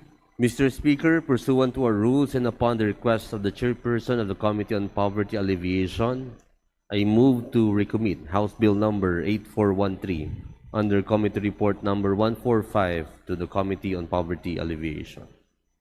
Is there any objection? The chair hears none. House Bill number 8413 under Committee Report number 145 is hereby recommitted to the Committee on Poverty Alleviation. Majority Leader. Mr. Speaker, I move for the consideration of House Resolution number 10004 in consolidation with House Resolutions 938 and 949, and for this purpose, request the Secretary General to read the title of the House Resolution. Is there any objection? The chair is none. Motion is approved. Secretary General is directed to read the title of House Resolution 1004. Please proceed.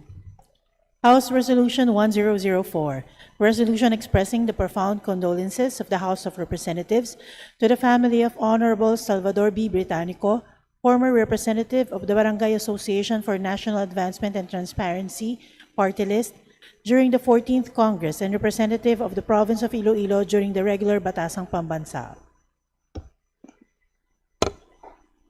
Majority Leader. Mr. Speaker, I move to adopt House Resolution 10004 in consolidation with House Resolution 938 and 949. So moved, Mr. Speaker. Is there any objection? The chair hears none. Motion is approved. All those in favor of House Resolution 1004 in consolidation with House Resolutions 938 and 949, please say aye. Aye. Those who are against, please say nay. The ayes have it. House Resolution 1004 is approved. Majority Leader. Mr. Speaker, I move to adjourn session until Monday, May 18 at 3 o'clock in the afternoon. Is there any objection? Chair hears none. Session is adjourned until May 18 at 3 p.m.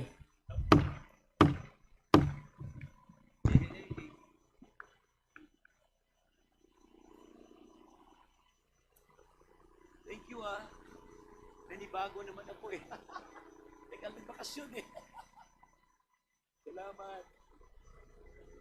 Yes, medyo. Thank you, ah. Bakasyon na matagal eh.